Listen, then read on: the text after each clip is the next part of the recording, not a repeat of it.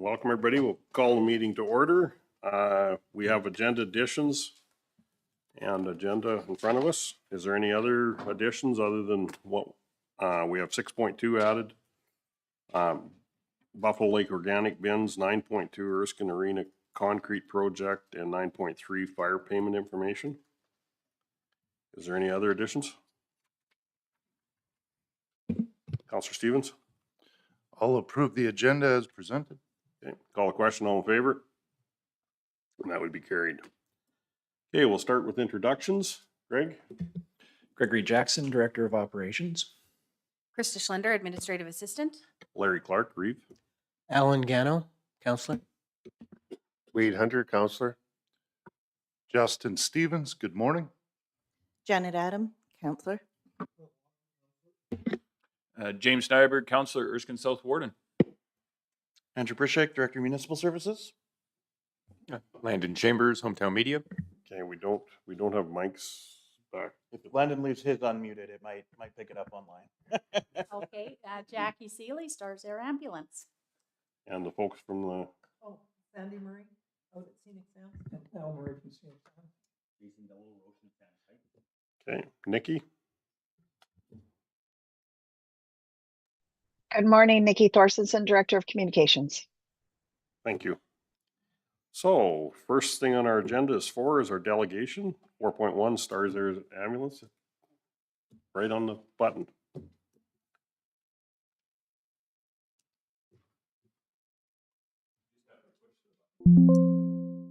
There we go. Thank you. Good morning, Council. Morning. First and foremost, a big hello from my colleague Glenda Farndon, who previously worked with your council. I'm Jackie Seeley, and Glenda recruited me about 2.5 years ago, starting initially with municipalities in southern Alberta and expanded my area into central Alberta, so it is my pleasure to bring your annual updates moving forward. Last year at STARS, we celebrated 40 years of our life-saving mission. With over 63,000 missions flown to date, STARS continues to operate as a charitable organization at no cost to the patient, thanks to donors like you. Next slide, please. Pardon me? Oh, there we go, sure. Okay, a few changes at STARS in the last year. We do have a new CEO since January 2025, and that's Dr. John Froh, our former Chief Medical Officer.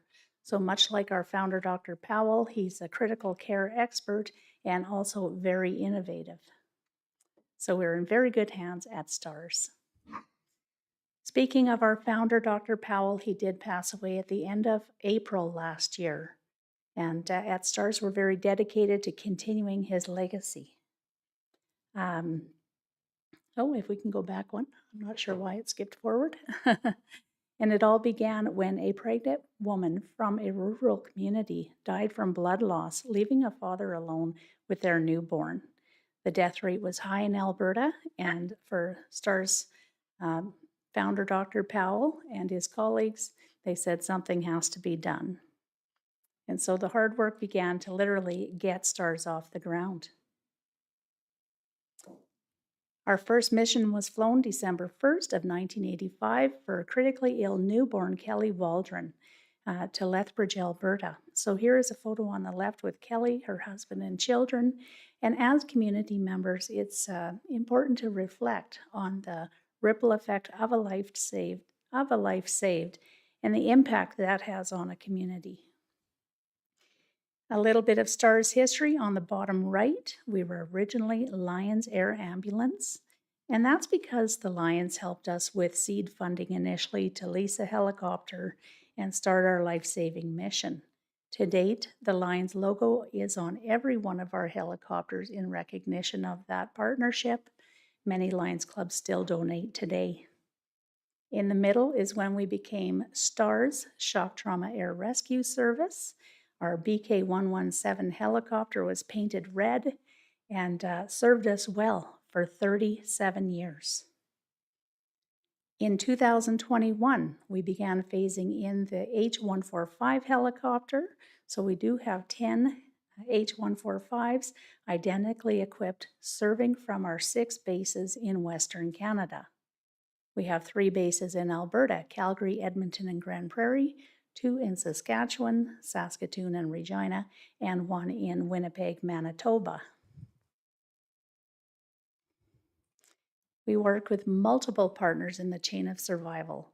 First and foremost, a big thank you to your fire department that responds to scene calls and helps with the safe landing of our helicopter. Also working with ground ambulance, RCMP, police, search and rescue, and Alberta Health Services fixed wing, as well as the medical professionals at the rural hospitals. STARS does have the night vision goggle capability, so we do operate 24/7 with our world-class crew. The types of missions that we fly for are shown here. Previously, vehicle incidents were number 1, and now that is surpassed by cardiac. So cardiac at 21%, and then vehicle incidents at 19%, and then the other critically ill and injured patient calls are listed separately. Here is a 5-year mission overview within the county of Stettler. Interestingly, exactly 100 missions flown from 2021 to 2025. On average, 20 missions per year. 15 on average, 15 missions per year coming from the Stettler Hospital as interfacility transfers. So usually what is happening is when there's a critically ill or usually a patient is brought in by ground ambulance, and then if they're deemed critical, STARS is called to come to the hospital to transfer them to tertiary care. And so in your area, you are served by 2 STARS bases, Calgary and Edmonton. And so you have that benefit. If one or the other is out on a call, then the other base can respond. We were just here again the night before last. So far this year, 8 missions have been flown, half from Calgary and half from the Edmonton base. And when you do look at that number 100, that is 100 lives that have had the best chance at survival. We'll do an overview of our funding model. So it costs $12.2 million per base in Alberta with 3 bases, so $36.6 in direct operating costs. $15 million per year comes from our largest donor, Alberta Health Services, so thankful for the sustainability that creates. And then after that, our next largest funds come from the STARS lottery, almost enough to pay for 1 base in Alberta, so thanks to everyone that supports the lottery. Then after that, it's corporate business and individual donations, community-driven fundraisers, and the municipal initiative that you've been part of for almost 15 years now. And then aside from that, your first donation goes back as far as 1992. So you can be very proud that you've been a partner almost as long as STARS has been around. Here is an update on the municipal funding across Alberta. Municipalities recognize STARS as a critical extension to the emergency services offered in their community, provided in their community. And with that, we have over 95% of Alberta's municipalities in a life-saving partnership with STARS.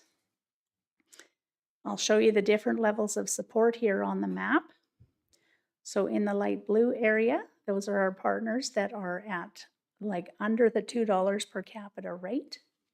And then this sea of blue represents our regional leaders who are contributing a minimum of $2 per capita, anywhere up to $90 per capita.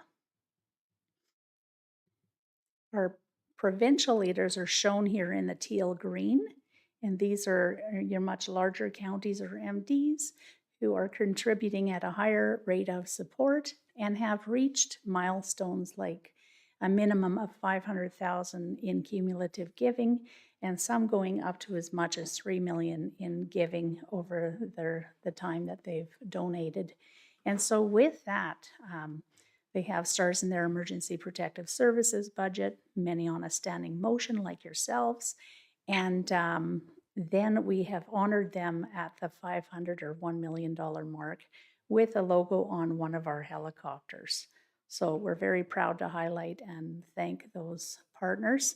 Last year, we recognized Rocky View County for reaching 1 million in cumulative giving. And this year we'll recognize Mountain View County for reaching 500,000, as well as Foothills County. So it really is all of us uniting together that has built this robust health and safety network for rural Alberta. Okay, to speak to our crew, we do have a world-class crew. Every year we send a team of 2 to our annual Air Medical Transport Conference. It's an international conference where helicopter EMS programs compete. And this last year they had a simulation competition where a farm accident was replicated with 5 critically ill and injured patients involved. And so our crew had to work in this fast-paced, ever-changing environment on high-fidelity mannequins that can blink, breathe, and bleed like you and I can, and respond to medication. And so throughout this simulation competition, they're graded on their timing, decision-making, and ultimately the outcome of the patient. And so proud to say that for 24 years now, we have always been within the top 3. And for the last, total of 8 years, we've been in first place, the last 2 years consecutively holding first place. So what's remarkable about this is that we're able to bring a world-class crew right to the patient side in rural Alberta to give them the best chance at survival. And that is what you're supporting. Virtual care continues to happen through the rural hospitals, so any rural hospital can access virtual care just by clicking a link that is sent from our STARS transport physician at the Calgary Emergency Link Center. So once they've connected that way, the transport physician can see the patient on the screen, help assess the patient, or help the medical professional walk through a procedure they may not regularly perform. This is another way we can provide critical care anywhere. So thank you very much, County of Stettler, for your ongoing support. You're currently at the $14,000 per year fixed rate on a standing motion. And what that does for us is it allows us to be able to have that predictable funding. And so we greatly appreciate your support. We're happy to support you through the 2 bases, Calgary and Edmonton, 24/7. So thank you so much for your partnership. A life is saved, and thank you. Thank you. Councillor Nyberg. So, Mr. Chair, this is a wonderful organization. They do great work, and I'd just like to reaffirm our motion, standing motion of $14,000 that we donate to STARS every year. So, Any other questions, concerns? Call the question. All in favor? That is carried. thank you for all you do. We Yeah. appreciate it. Thank you very much. And previously, well, because I live in the small town of Bazzano, I'm very much a rural person like yourself and previously served on council there. So I appreciate the work that you do for your community, for the region, and your dedication to committing to this service for your residents. It's quite timely considering that STARS was in our community this week already, so, Yes. yeah. Yes, I saw them fly out the night before last while I was here. So, yeah. Okay, well, thank you very much. Is there any other questions or? I was just going to say, I think you're going to need bigger helicopters to fit all the logos. Yes, that's possible. But that's a good problem. Yes. Thank you. Okay. There's no other questions. I really appreciate you coming in this morning, and your update every year is always good and good to see. And we're averaging that 20 per year, which shows the importance of STARS in our community. Yes, we greatly appreciate it. So thank you Thank you. and have a great rest of your meeting. You too. Or you have a safe drive. I shall. I'll tell Glenda that I was here. I'm about to see her in about an hour, so she'll be happy to hear that I paid you a visit. Thank you. Bye-bye. Okay, we've got a public hearing at 1 o'clock. And council's request for information. Ardley Dam, Councillor Nyberg, page 3. Thank you, Mr. Chair. Just this came across my desk. The public input is sought. I don't know if everybody here remembers getting the presentation about the Ardley Dam, but we had that presentation a few months ago. I think it's important. The economic development opportunity that this would provide to the area is immense. And I think that it's something that we should definitely put our input in and put our support behind. It is something that I think it's not going to happen tomorrow, but I think they need to know that this is something that is on our radar and something that would very much improve the lives of all the people around here. I'd also like to make sure that we send a letter and courtesy copy the town of Stettler in this, because I'm not sure that it's on their radar how important this is to our area. Like I said, the economic spin-off of this would be in the billions of dollars over a time period. So I think it's important that we all get behind it and, as it were, put our shoulders in and push this forward. So, Any questions? You're gonna, I'd make that motion that we send a letter of support, courtesy copying our MLA and also the town of Stettler. okay. Call the question, all in favor? Carried. 6.2 Buffalo Lake Organic Bins, Councillor Stevens. So we've already previously discussed the rotation of organic bins along the South Shore subdivisions. This has been going on for a number of years, but only in 2 communities. There's been requests from the other communities to participate. We sort of landed on a middle ground to try and control costs, that we would not purchase additional bins. We would utilize the 2 and just rotate them. So there would be 1 bin per 2 communities.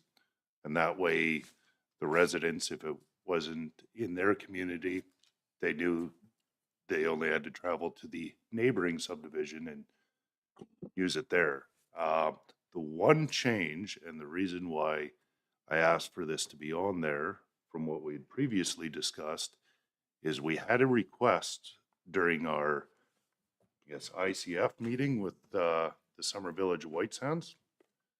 And they are requesting that we lend them the bin for 2 weekends a year, May long and September long.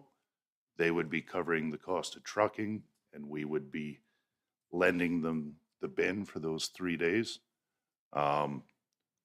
I wanted to bring it to the rest of council's attention, just so everyone was aware. I think the cost of lending a bin for a few days is very minimal, consider we own them and they would cover the trucking, but I wanted everyone to be on the same page because I could not approve this solely at the meeting. I have a question for you on that. Yep. Is that maybe not some of our busiest weekends? At our other summer villages when they're trying to open up and trying to prepare to close? Yeah, I mean, it is. It's always busier on long weekends at the lake. There's no doubt about it. I would imagine that a large portion of the people that are out are actually trying to enjoy the long weekends as opposed to doing yard cleanup, but there will be some of each, no doubt. This will be a modest drop in accessibility for the 2 subdivisions that have had them there full time. There's no doubt about it. I think it's an acceptable drop in service to normalize and equalize across all the subdivisions without drastically increasing our budget. And to a certain degree, if you have to drive 2 minutes or 3 minutes to the neighboring subdivision to drop it off at that bin, I view that as an acceptable inconvenience. Counselor Nyberg? Just a couple of things. I don't have a problem with it. The only thing that I would say is that if you are going to do any kind of moving of the bins, that you communicate that very clearly, because I don't know.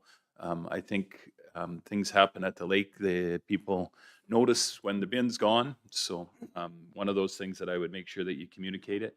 And secondly, is this not like the waste SWAMA's issue? Should maybe we approach them to buy another bin and put it up? Because if White Sands and Roshan Sands and us are part of it, it's a kind of a regional situation.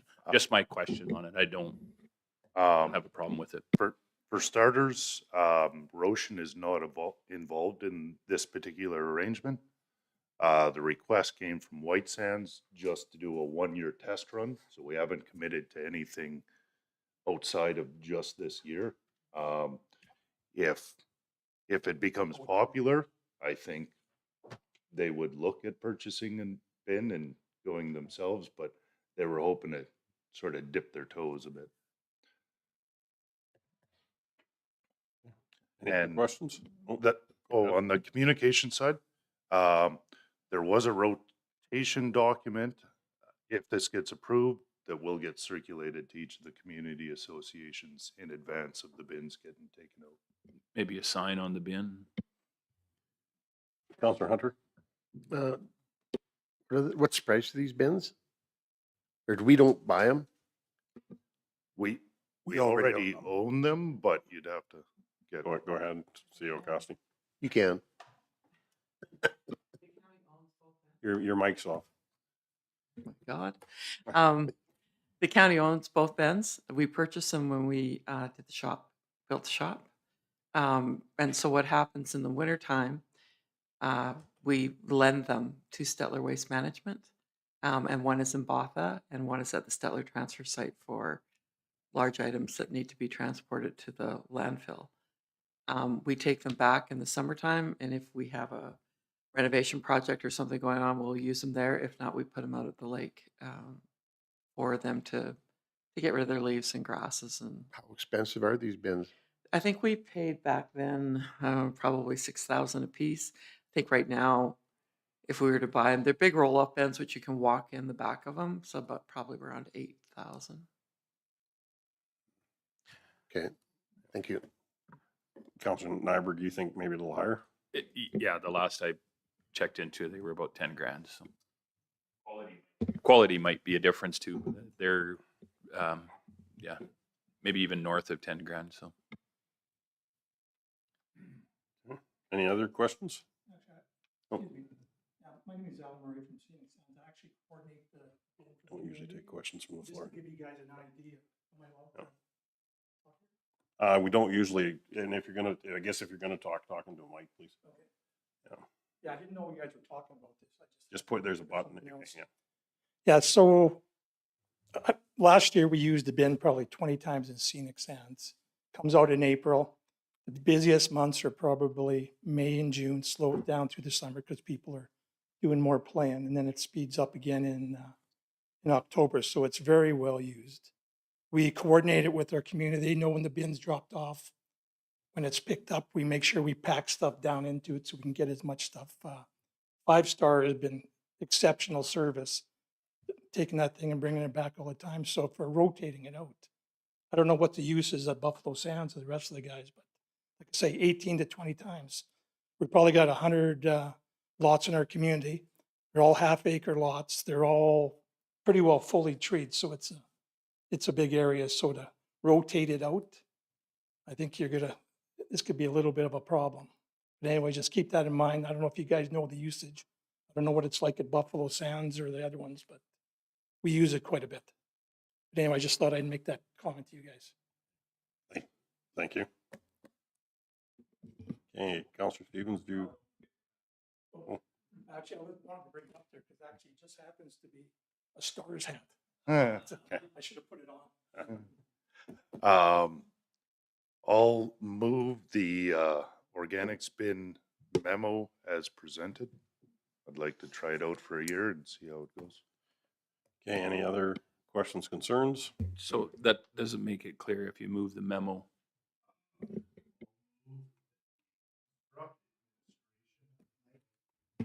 I'll move that we instruct administration to coordinate the organics bins as outlined in the memo. Is that more correct? Okay, call a question, all in favor? That would be carried. Yeah, there's a button on these mics that we're supposed to use before we speak. Okay.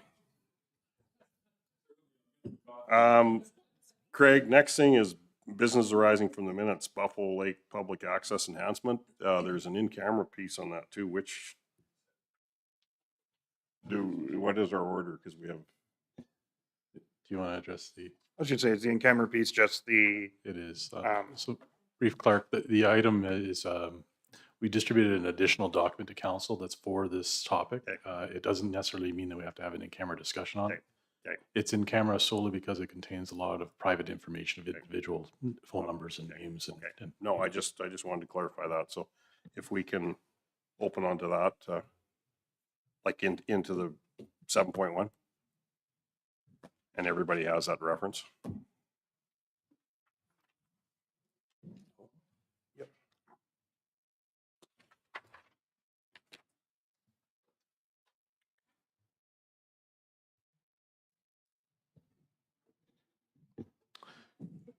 So, Reeve Clark, I do have an actual presentation to walk us through. We're just trying to put that up on the screen and then we'll get going.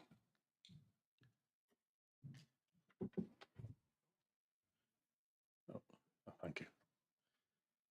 Okay, so the Buffalo Lake Public Access Enhancement is the topic of this item, and is a project that started back in 2025 and extended into throughout most of that year and then into the early part of this year. This document and the materials were tabled with council back in February. And then as part of the last round of public consultation, we purposely set aside or asked council to have a gap before consideration of the final document to allow for one more round of consultation by posting on the website. And that's how you get some additional last round commentary coming to you through the materials that are also attached to your request for decision. And also the opportunity, Reeve Clark, for some brief presentations for those who wish to speak. Not so much as a formal public hearing, but maybe using the same topic of there's a limitation for those that want to directly speak to council before you make a determination on what I'm about to present. In terms of background about the project, it's really largely a follow-up or implementation of two other plans that were adopted by the county over several years. So the first is the Buffalo Lake Intermunicipal Development Plan, which actually extends back to 1998, but the current version that we're working with really comes from the 2010 update of that document. And in that document, it identified that the county has what's called the South Shore Growth Node to be developed gradually over the years on the south shore of Buffalo Lake. Our history of growing that growth node started really way back when Scenic Sands was first subdivided, and some of the other major developments like Old McDonald Resort started on the South Shore, and that into the early 90s and late 80s. So it's been a work in progress for many, many years. In 2021, a new plan called the South Shore Area Structure Plan was put in place to replace a 2013 intermunicipal development plan that provided the details on what is expected to happen in our growth node. So that plan is the follow-up the study is a follow-up to both of those two plans. And one of the key issues is how we provide public access, what's labeled in the plans, vehicular public access to the lake shoreline and to the lake surface itself in a frozen state during the winter, or the ability to go recreate during the non-winter months on the lake surface. So it's important to note in that context that vehicular access, sometimes we talk a lot about the boat launches, but it's not just about boat launches. That certainly is a key function that people are interested in around the lake. but it also could be getting out on the ice surface with your snow machines or getting out to your ice fishing shack. So that's why that term was used in those two plans. In those plans, they identify 3 locations as points where we can achieve public access directly to the shoreline. So this is for the broad general public, and I'm going to bring up a map to show who that target audience will be. Not necessarily those that have individual lots. They're able to walk out the back of their lot, cross an environmental reserve, and then they're right into the provincial right-of-way and into the lake shore from that. So it's really for everyone else that's considered not to have that direct front lake access. The reason these are identified in the plans is they're treated as as a form of infrastructure. So as the county grows and expands our growth node, there will be a need for public access. There will be more people trying to reach the lake. And it's treated just like any other piece of infrastructure, just like to make sure that we manage the impact of our development without pushing that onto other neighbors or leaving it unaddressed completely. Finally, even though we're talking about 3 potential locations as a follow-up to our plans, these are the ones that are easier for us to manage because they're under the county's direct control. That doesn't preclude partnerships with others around the lake. So when we talk about the provincial park and the boat launch and the day camping that happens there, or the Summer Village of Ocean Sands or the Summer Village of White Sands, or our broader partners around the lake, Camrose County and Lacombe County, this study does not preclude those kind of conversations or discussions. So a little bit more context in terms of the South Shore Area Structure Plan and the South Shore Growth Node. Graphically, that is what it looks like, and there's a lot more lakeshore that extends to the left and the right of that image.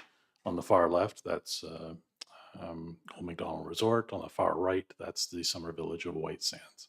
And then in the middle, the large gray area, that's the Summer Village of Ocean Sands, and the provincial park falls within the jurisdictional boundaries of the Summer Village.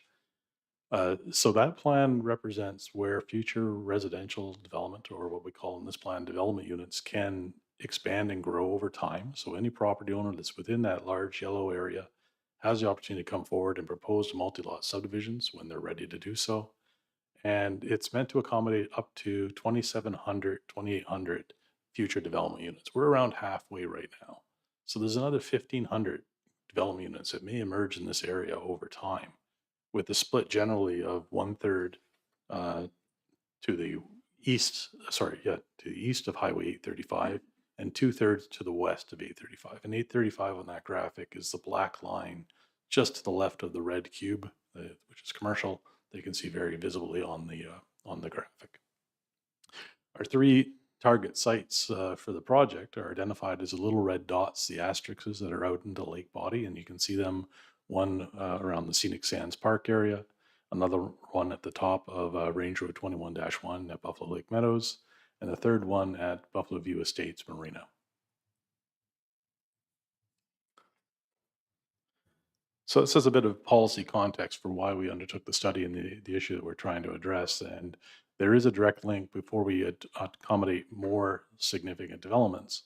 We're expected from our partners around the lake to have some answers on how we're addressing the public access issue. Again, just like any other infrastructure, to make sure that we have don't have an impact that goes unaddressed that may have a direct impact on other people.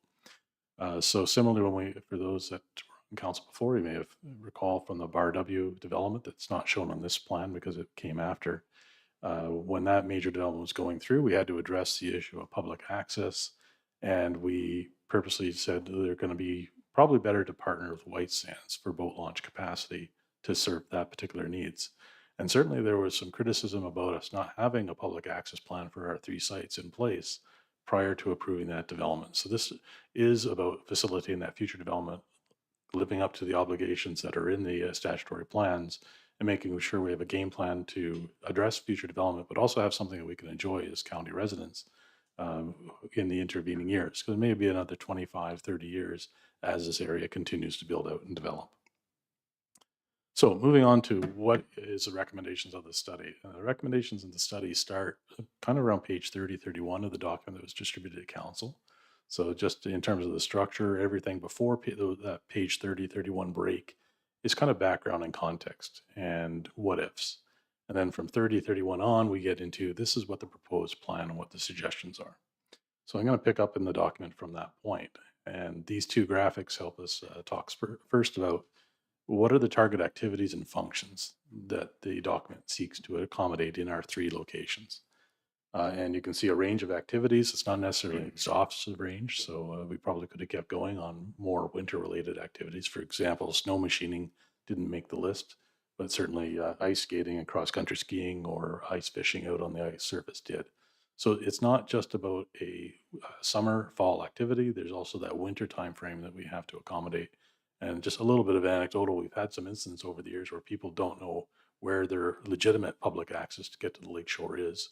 So they've made some assumptions, and in some cases have driven right over private property to get to the lake. So that's one of the reasons that we're trying to articulate where those public access points are to give very clearly identified legitimate locations where people can exercise their privilege or their right to go onto the lake as a crown resource and recreation as a resource for all Albertans. So it's not everything fits at every one of these sites. All 3 of our sites, and I'm going to do a walk through the site plans of each. They are um, uh, probably it's fair to say they're not ideal, and that's easy to say with hindsight. All of them have issues around size or configuration or just topography or other uses that are already right up to the edge of them. So it's not a clean slate for us to start with. This is more of an exercise of this is what we have to work with. What's the best possible options can we make use of these locations? And turning it back to the boat launch, that's probably the biggest thing on the chart on the left-hand side of the screen that separates the proposed functions for the 2 areas is the reality that we cannot accommodate a boat launch for motor vehicles or sorry, motorboats, anything that drafts more than 2 feet, 3 feet at Scenic Sands and Buffalo Lake Meadows. We have a single launch available at Buffalo View Estates Marina, and right now that's probably the extent of what we're able to provide on that particular function in that area. The other 2 historically one's been tried at Scenic Sands. It got silted in pretty good and became a maintenance item. In addition to the lake water levels being as low as they are right now, we're just going farther and farther out before you find ability to get the boat off the trailer. So for that reason, you don't see power boating as a check mark for those 2 locations. So there's no facilities that are oriented towards that. Similarly, some are not really conducive to picnicking. It's not the prettiest shoreline that hasn't been groomed and maintained. All 3 can be considered for swimming, although in our proposal is the study doesn't propose creating any formalized swimming areas because that comes with a higher operational cost and liability associated with that. But people do have the right to go swimming in the lake if they so choose. So switching to the right-hand side, we see a series of facilities that could be beneficial. Either some already exist or could be added to the sites to facilitate the proposed functions and activities. And probably the easiest way to think of these 3 sites is like a trailhead, like you're going to the mountains, Banff or Jasper. You transit whatever mode of transportation to get to your target destination for your favorite trail hike. You drop the vehicle, you pick up your hiking equipment, and away you go. That is the type of function that we see for these 3 public access sites. So you need a transition from your trip there. If you drove up from the Big Valley or the Bymore area for a day of go picnicking, we need the parking space. That doesn't sound very exciting and great, but it is a critical function. And then there may be some other amenities. And that's what the study focuses on for these 3 locations. So picking through the individual designs in more detail, we're going to start first with Scenic Sands on the west side and then gradually make our way across to the east. And I'll explain a little bit on the graphics as you go, and hopefully it's clear, probably clearer on your smaller screens and on the large screen. So for each of the designs, we have a similar map that you see to the big green with the features 2-tone green on the right-hand side. Around the outside, you'll find a red box. That box is an indication of the subject area of the site that we were focusing on. So we weren't looking down the entire shoreline. We weren't studying the full extent of the entire South Shore. We were trying to concentrate on our efforts on where do we have some upland area that connects to our road, our road system, and gives that access to the shoreline. So within that box, looking at this particular site, starting on the right-hand side of Abbey Road, if we move through the site, we first move through what's called a municipal reserve parcel. That's where the playground and the existing picnic shelter is. So that is land that's owned and managed by the county as a public park space for the benefit of all county residents. And then transitioning partway by that, you see a black line just by the word emergency road. that is where it transitions to what's called an environmental reserve parcel. That too is county-owned controlled land, and it extends as far over to the first purple dashed line that you could see as you go to the left-hand side. So environmental reserve is a little different than municipal reserve. It's meant largely to be retained in its natural state.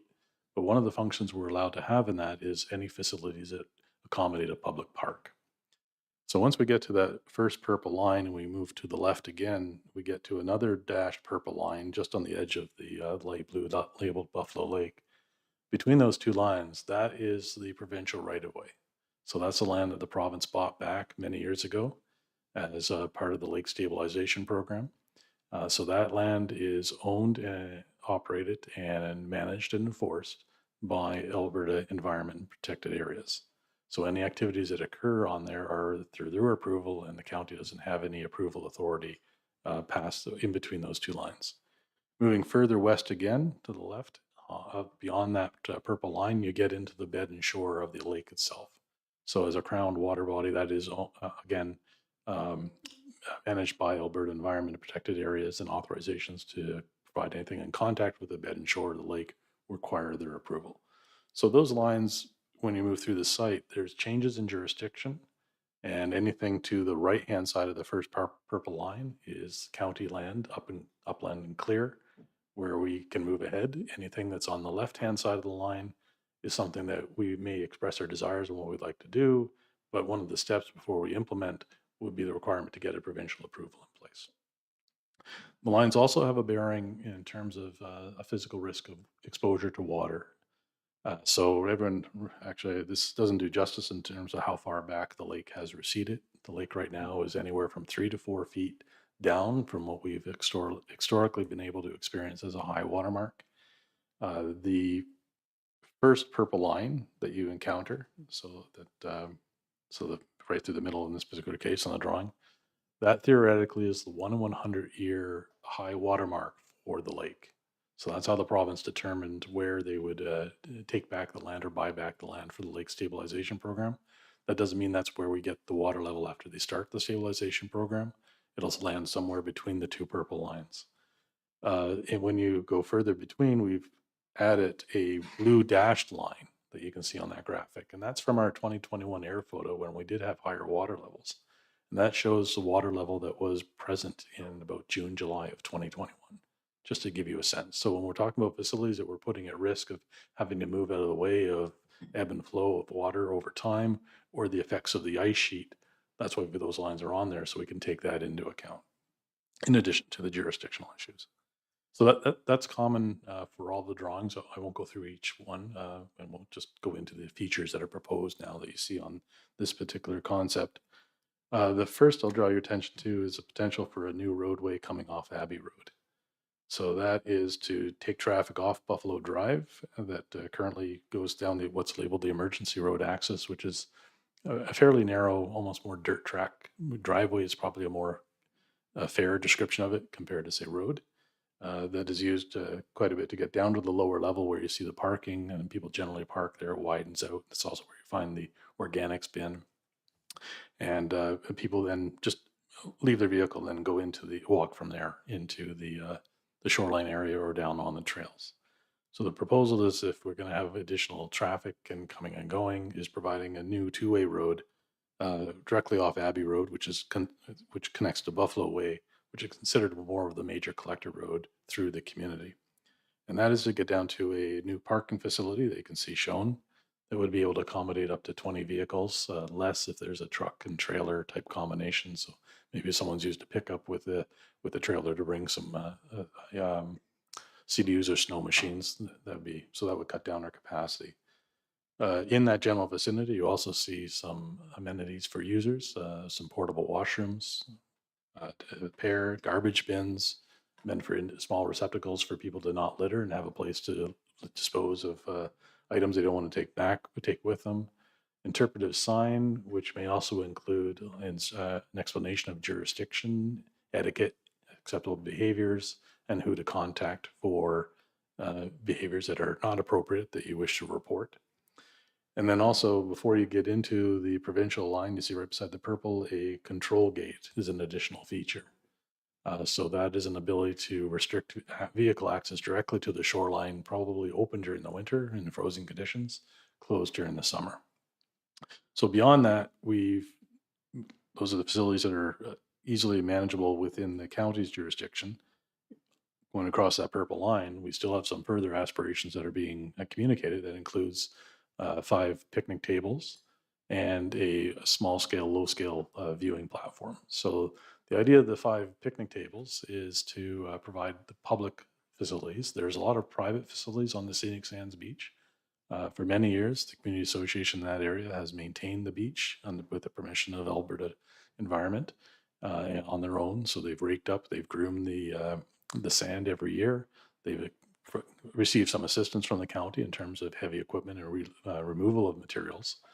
And they also get the ability to provide their own picnic tables and store some of their beach-related equipment out on that provincial land over the summer season. So the idea is to, rather than have someone come visit the shoreline and mistake a private table for a public table, we would provide the public options available for them and then make sure that it's clearly articulated. The viewing platform is probably just a low-level wood structure, universal access for those that are able to have as much mobility as most of us, to be able to get an elevated view and be able to enjoy a view of the Narrows area, which does have quite a bit of bird life and waterfowl life in that particular area. Occasional ungulate they may see along the shoreline. If you brought your binoculars, you'd be able to see over to Lacombe and Camrose side. So that's what's happening with that particular idea. The next slide is the same features, so just has a checklist on what we've just walked through, and also just now replaces it with the 2021 air photo in the background, so you can see an extent or the potential impact, let's say, on the heavily treed property with some of those proposed facilities and where they would land and fit in. The one thing I did mention just off Abbey Road at one of the new access points would be an information sign to clearly identify for people that they've arrived at the correct public access site, that they're in one of those legitimate areas that has been planned for their use.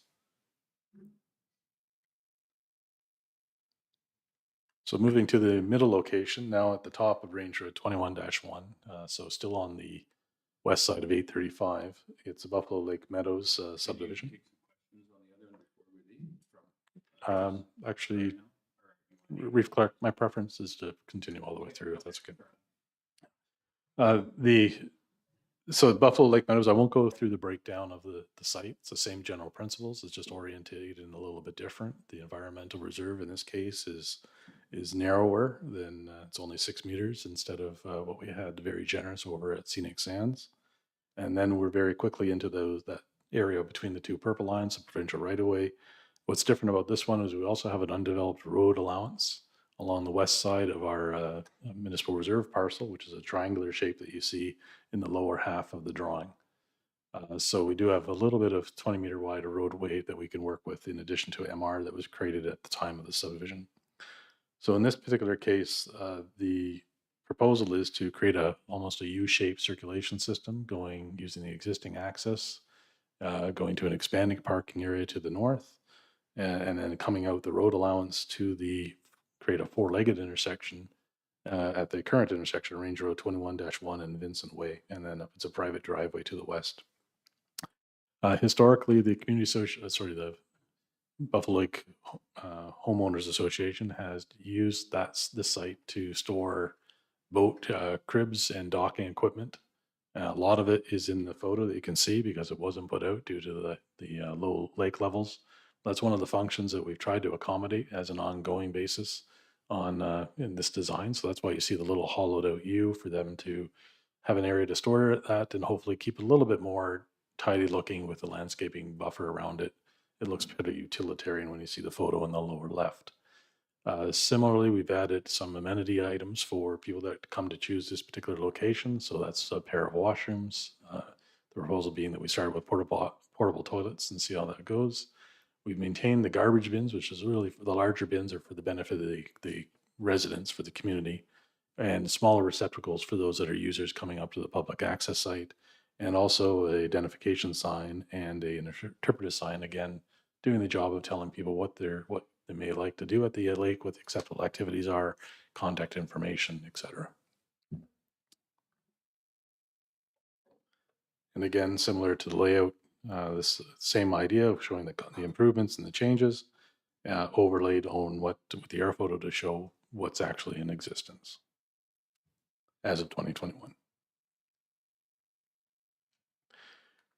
Our third site is what we used to be called, basically an extension of the old Boland subdivisions, the ribbon that stretches from Roshan Sands eastwards towards White Sands. And this area comes with a little bit of a rebranding exercise. Historically, the location of the marina is Buffalo View Estates, and a couple of years back, we made the formal decision to switch over and change the name of all three subdivisions to collectively call them Roshan Sands Heights. Our documents, the old ones, will still show all the old names, and in our vernacular, we still have a tendency to switch over to BVE just about every single day. Which probably won't change overnight. But as part of this exercise, we are looking at, given that we're potentially investing in signage, as recognizing the formal name we've recently adopted and trying to be more systematic on that rebranding. So same general layout in terms of what the lines mean in the general jurisdiction. One of the things that you won't see on that drawing is this is the one area where we already have the approval for a marina and maintenance of a marina. From the province, we inherited a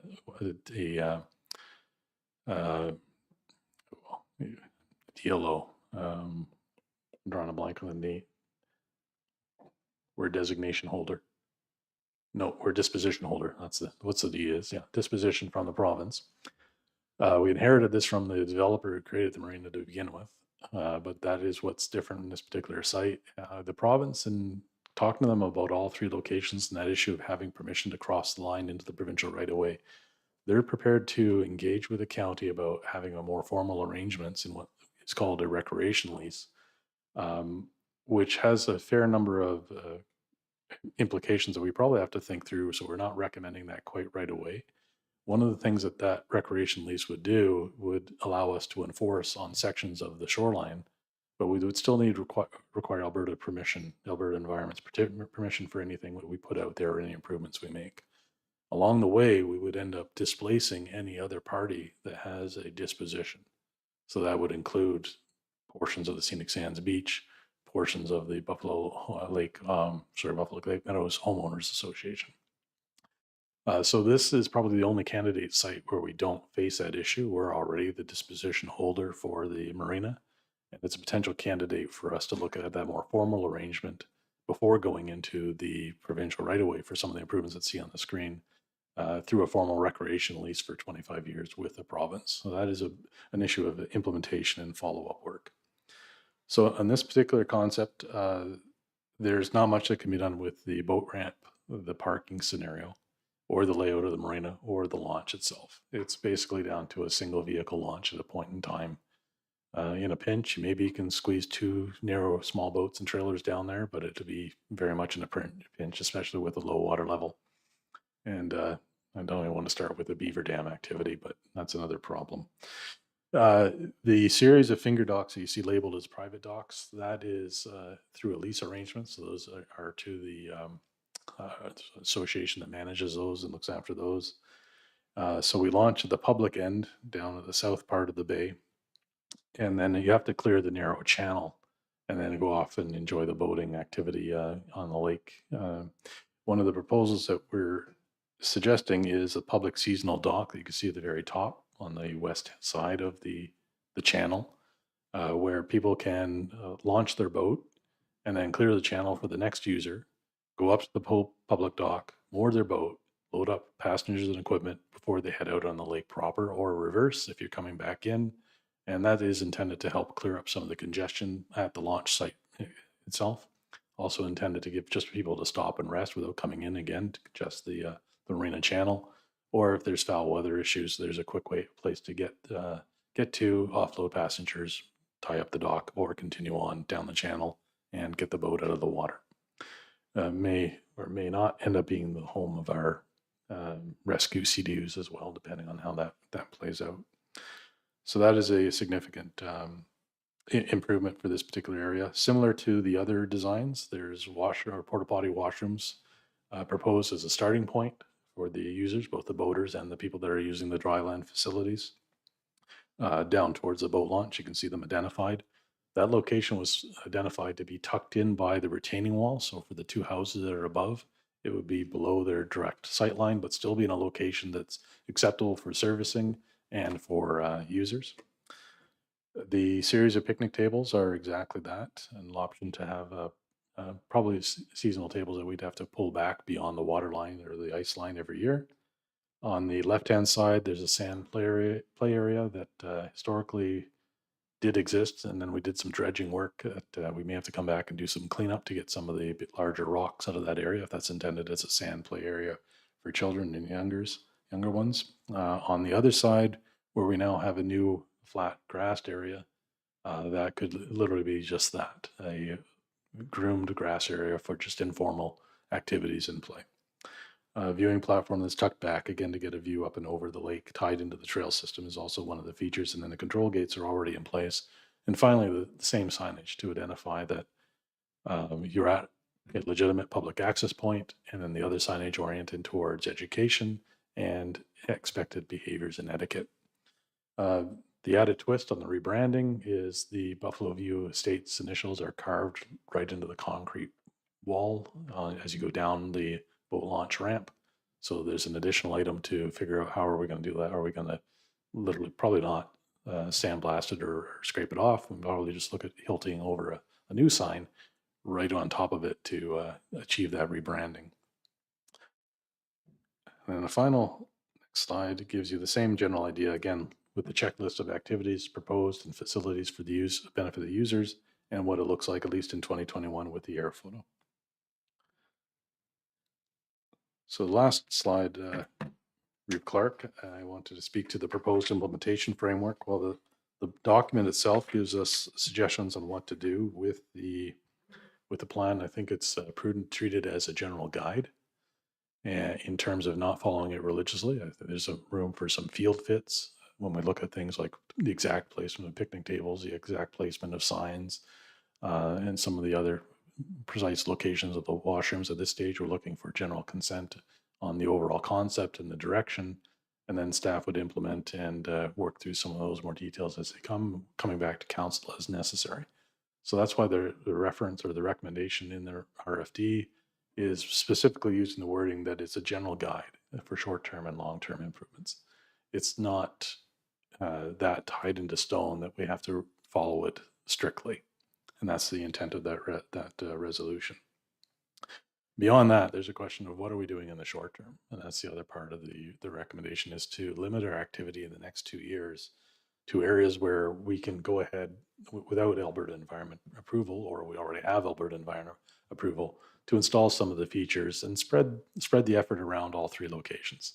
Especially the idea of getting the identification sign out so that the broader public knows where the 3 legitimate public access sites are located, and also so we get some consistency on signage and branding, tying with other signage that we use throughout the county. For example, there may be similar themes to our entrance signages into our county jurisdictions as you come in from outside the county. That time frame is also meant to allow for discussions with Alberta Environment about the prospects of pursuing that formal recreational lease or leaving things the way they are, and fully further understanding the implications for those that have existing dispositions. And so what that could look like over the course of 2026 and 27 is focusing on smaller items that you can see itemized in the listing. And when I mentioned field fit, the ability to fine tune some things, the majority of these items can be addressed as a temporary fixture. In other words, we don't have to commit to concrete them in place right now. The identification signage can be on skids temporarily, so we can try things out and see if we're happy with the location. Similarly with the porta potties, portable toilets, so similarly for the removal of a dock on a seasonal basis. So all of these items are, if we don't like the setup in one season, we still have a chance to adjust going forward based on experience. And then finally, scheduling larger scale improvements as we get into clearing space for vegetation for new roads or building parking areas. That maybe put that off for a few more years until we are ready, and maybe as we get closer to the time of more development.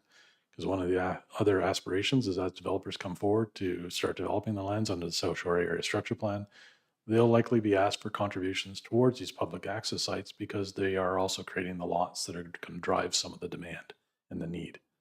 So we'll be able to look at that as a financial tool at a later date.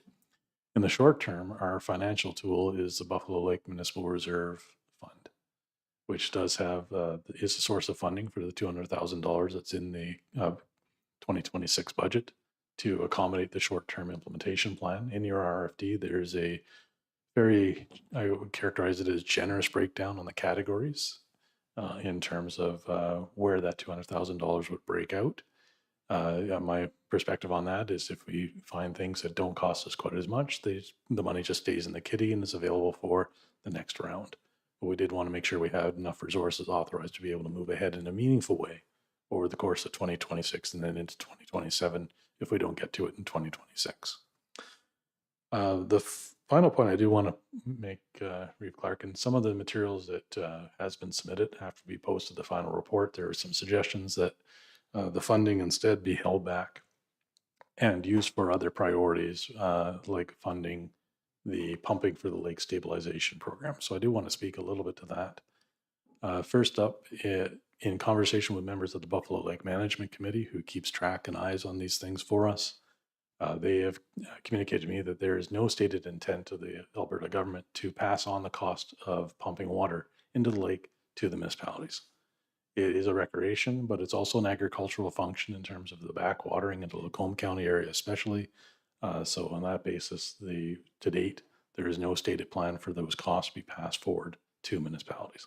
Secondly, even if there is such a plan, the funds in the Buffalo Lake Municipal Reserve Fund are committed funds. We have limitations on what we can use from that for them for.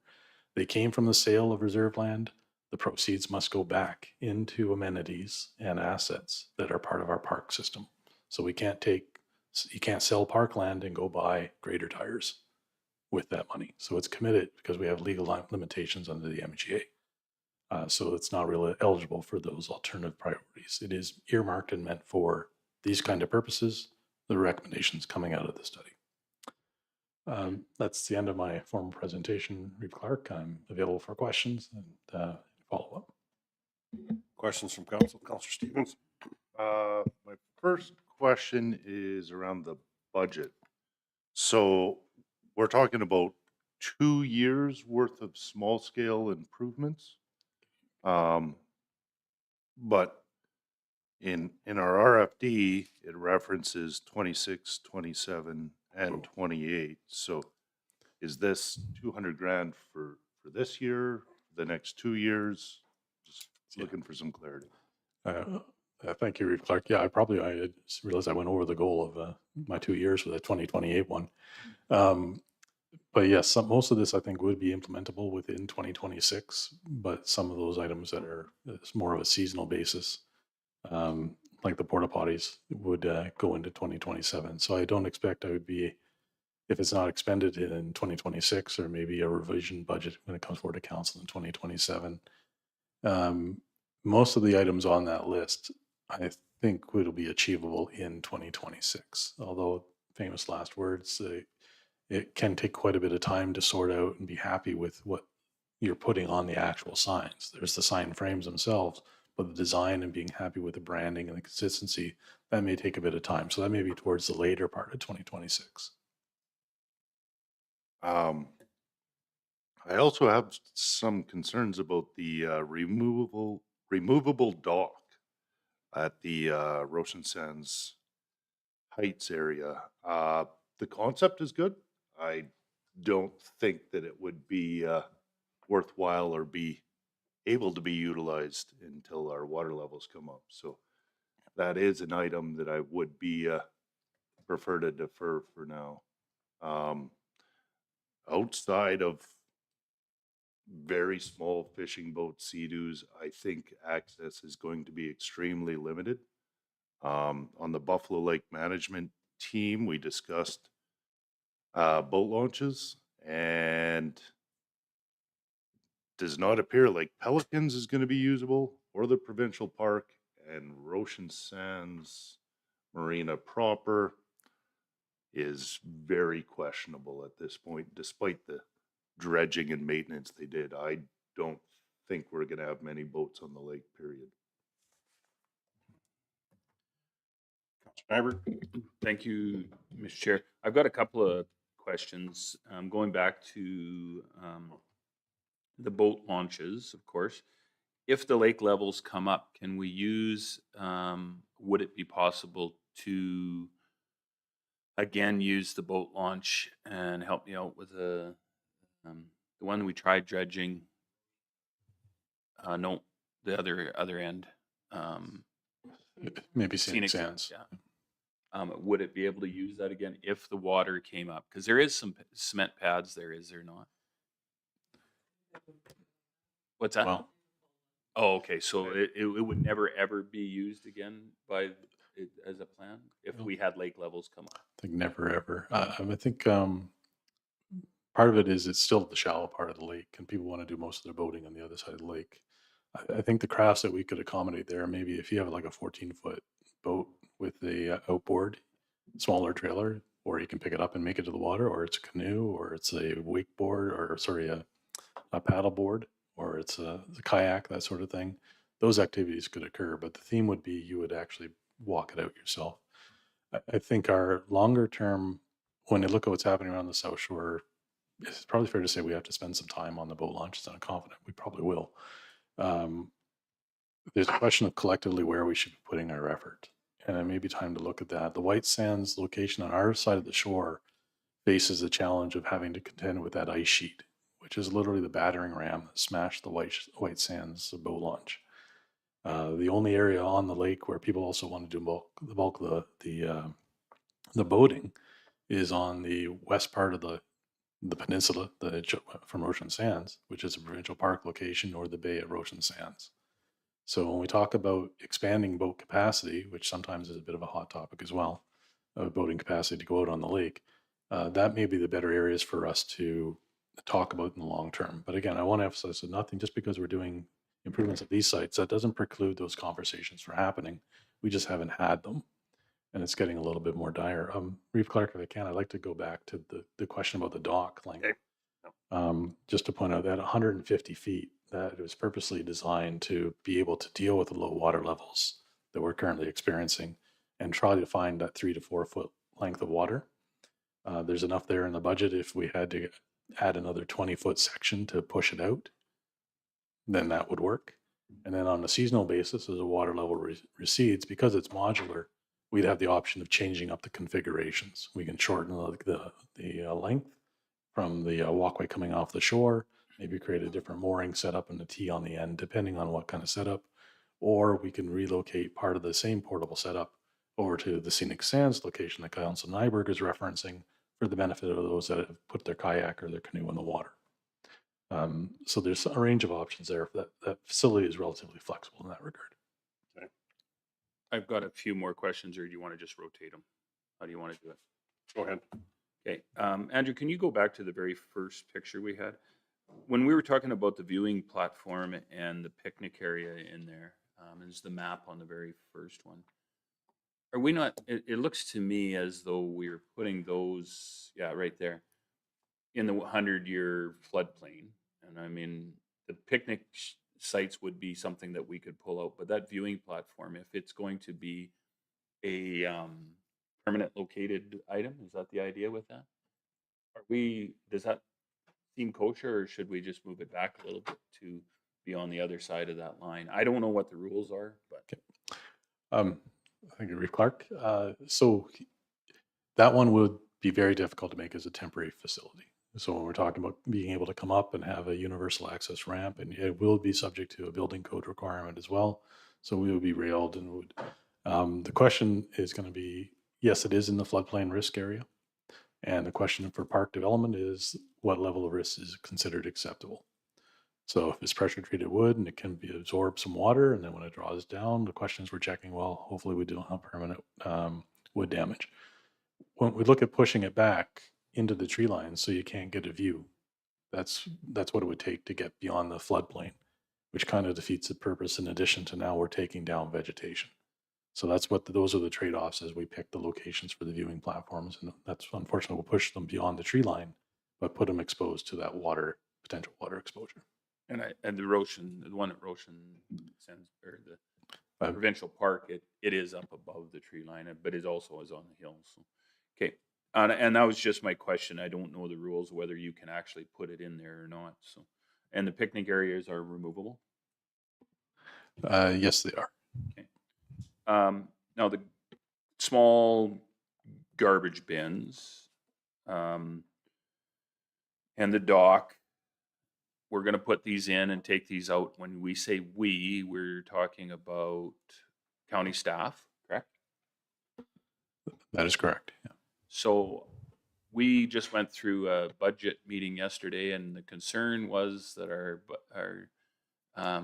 budget is getting larger and larger every time we do this. Are we, I mean, again, I'll say it, I'll pay capital all day long, but operations is what kills municipalities.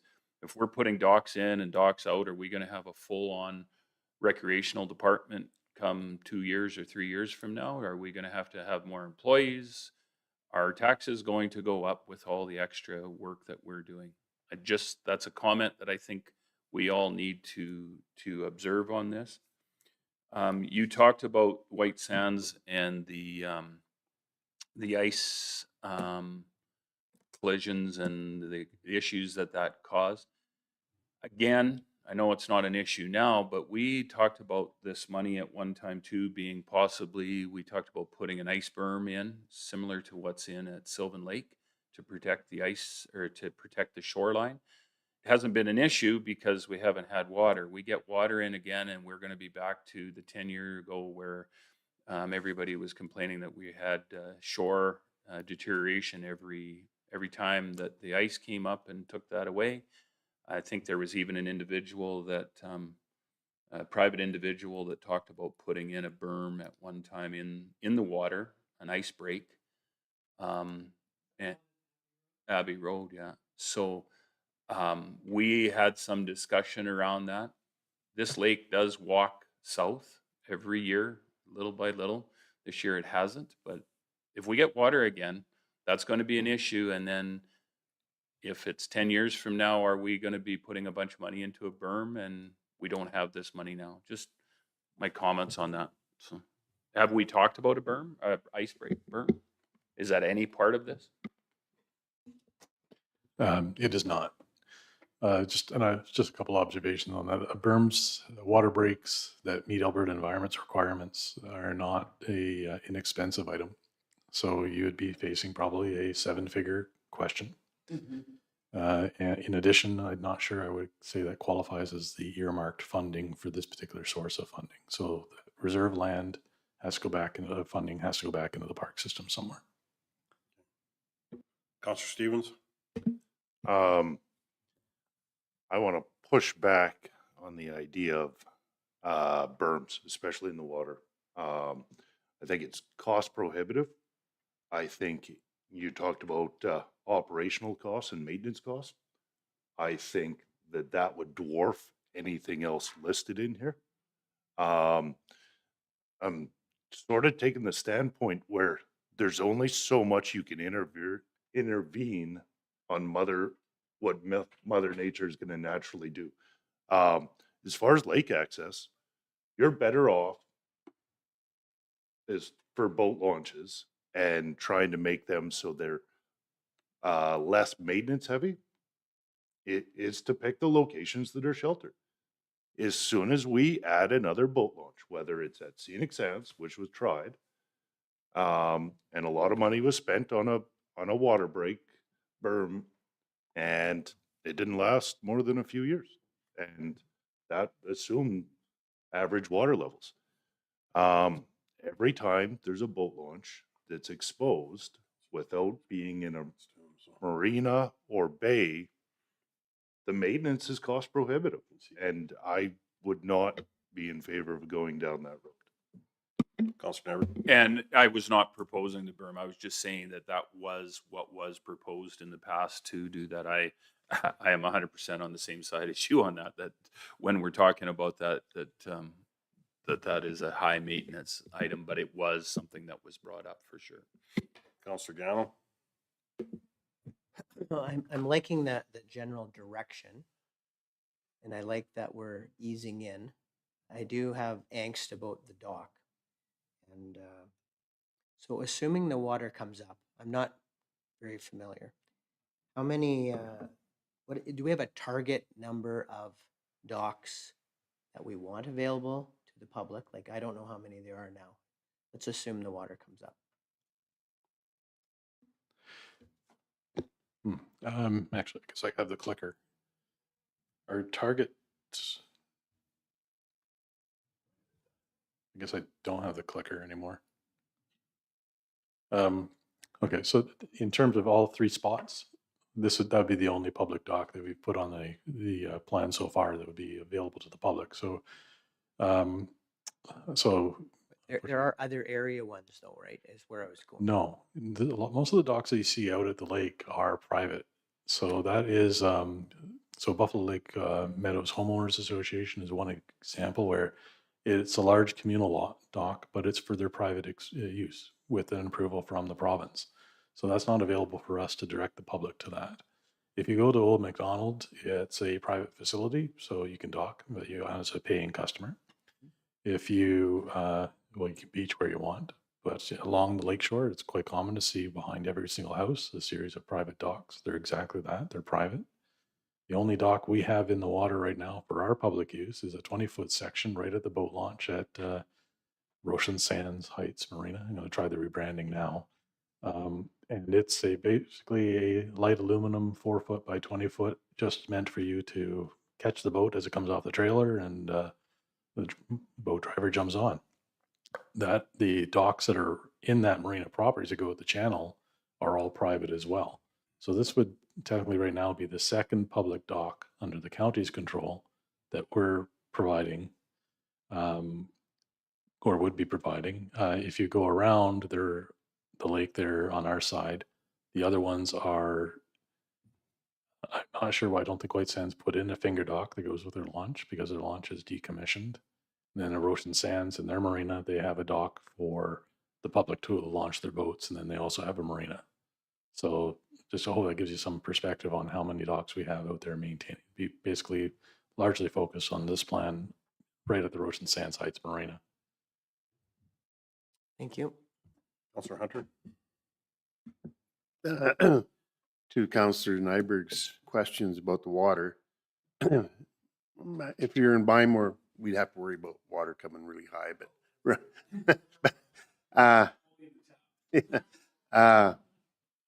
you mentioned the money pulling this stuff out, doing this and all that.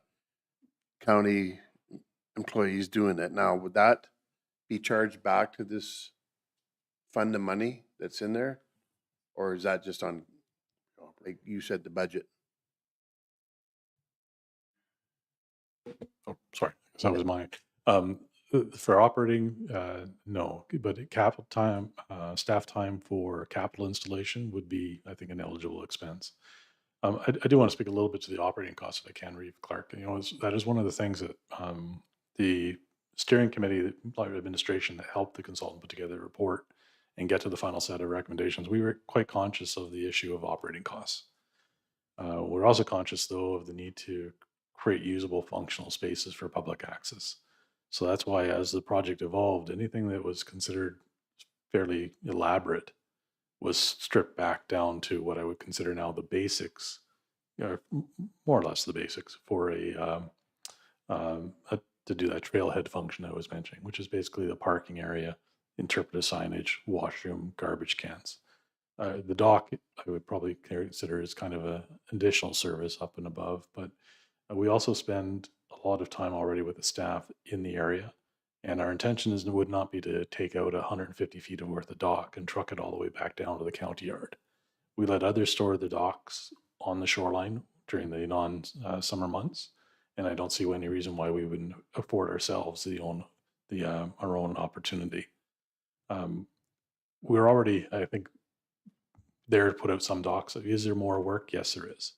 How does it fit exactly, and what other functions got displaced? I don't think we 100% would know that at this point in time. Similarly, if we get to the parking lots, and we need to look after maintaining those in the winter, just swipe with a grader. There's going to be some minor additions to operating costs on that. There's no way for us to give you a complete not operating neutral plan, but we were conscious of that when we're looking at the facilities that we're trying to provide at the 3 sites. You're good, Councilor Hunter? Councilor Stevens? I want to back up a step, and that is the biggest benefit of this plan that I see is as future development occurs, we actually have a cohesive plan to comply with the IDP rules that we've agreed upon. So thinking long term, I do believe this will be very valuable. And that's why we've only really looked at short-term goals. So the long-term aspect of this, I believe, will pay dividends as more demand or more development occurs. And we do have the added bonus, which we've actively pushed with our last development, is the cost associated with the increased demand. We would want any future developers to share a proportional amount. But without having a plan of what those upgrades are, it's hard to explain to a developer what a proportional amount of a non-existent upgrade would be. And that is perhaps the largest benefit that I see. But I want to back up to this dock one more time. And that is, I think if we put it in, it will get used as water levels allow. I have no doubt about that. But I think we've just shifted our bottleneck. So I think our plan calls for 6 slips. 4. So 4 trucks and 4 trailers would take up every available parking lot we have.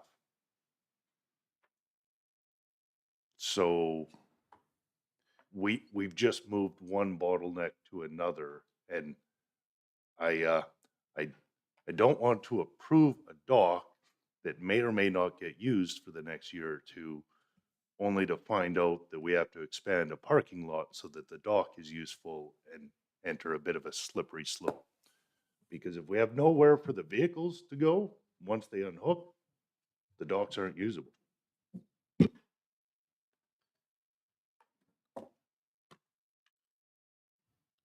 Okay.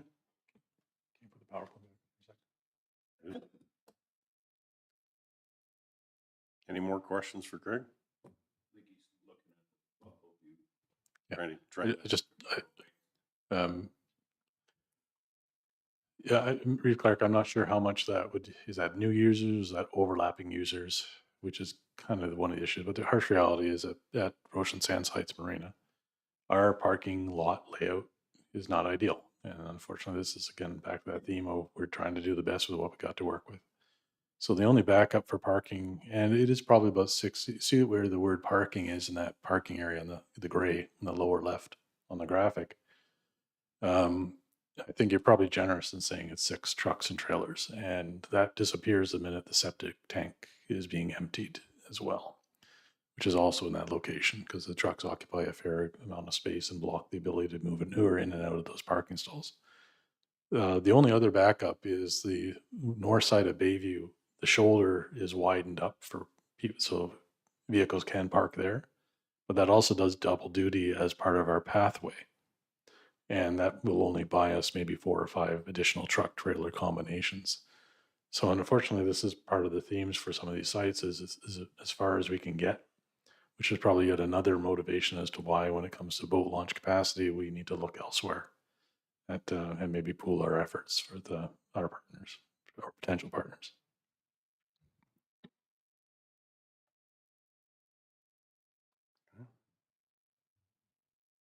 Any other questions to Craig?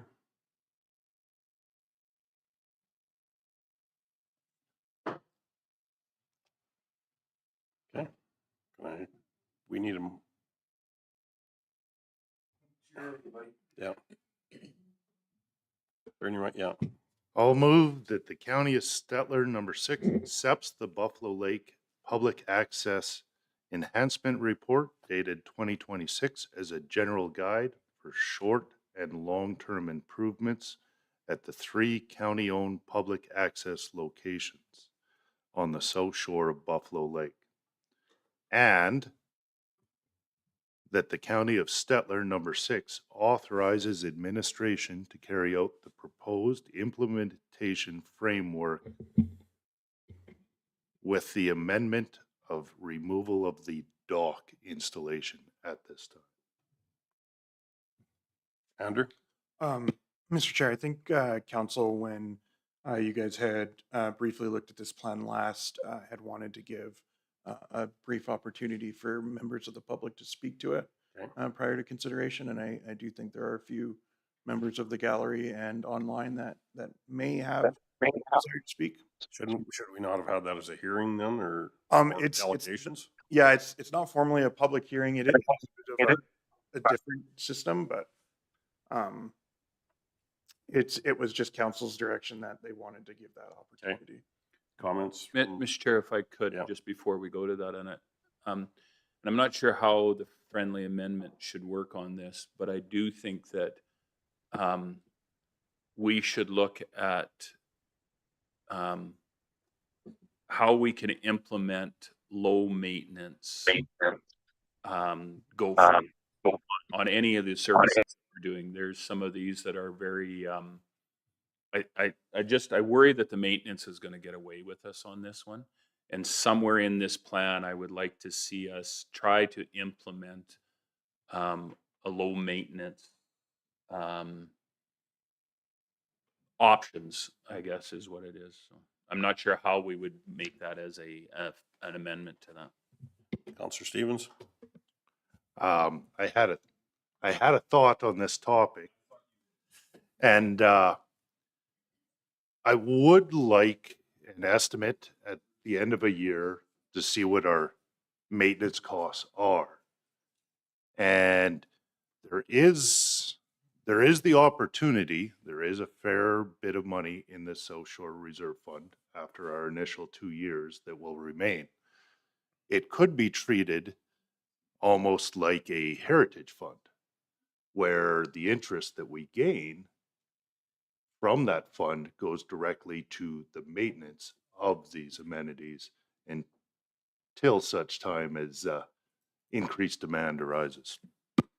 So, Mr. Chair, I'll maybe make a second motion after we're done to have administration investigate low maintenance budgetary. I'm not sure how that will. Some of it's fairly hard to get low maintenance. So when you've got bathroom facilities and garbage facilities and. But there's got to be maybe something that we can look at. I don't know. Craig? Sorry, Chief Clerk, if I can.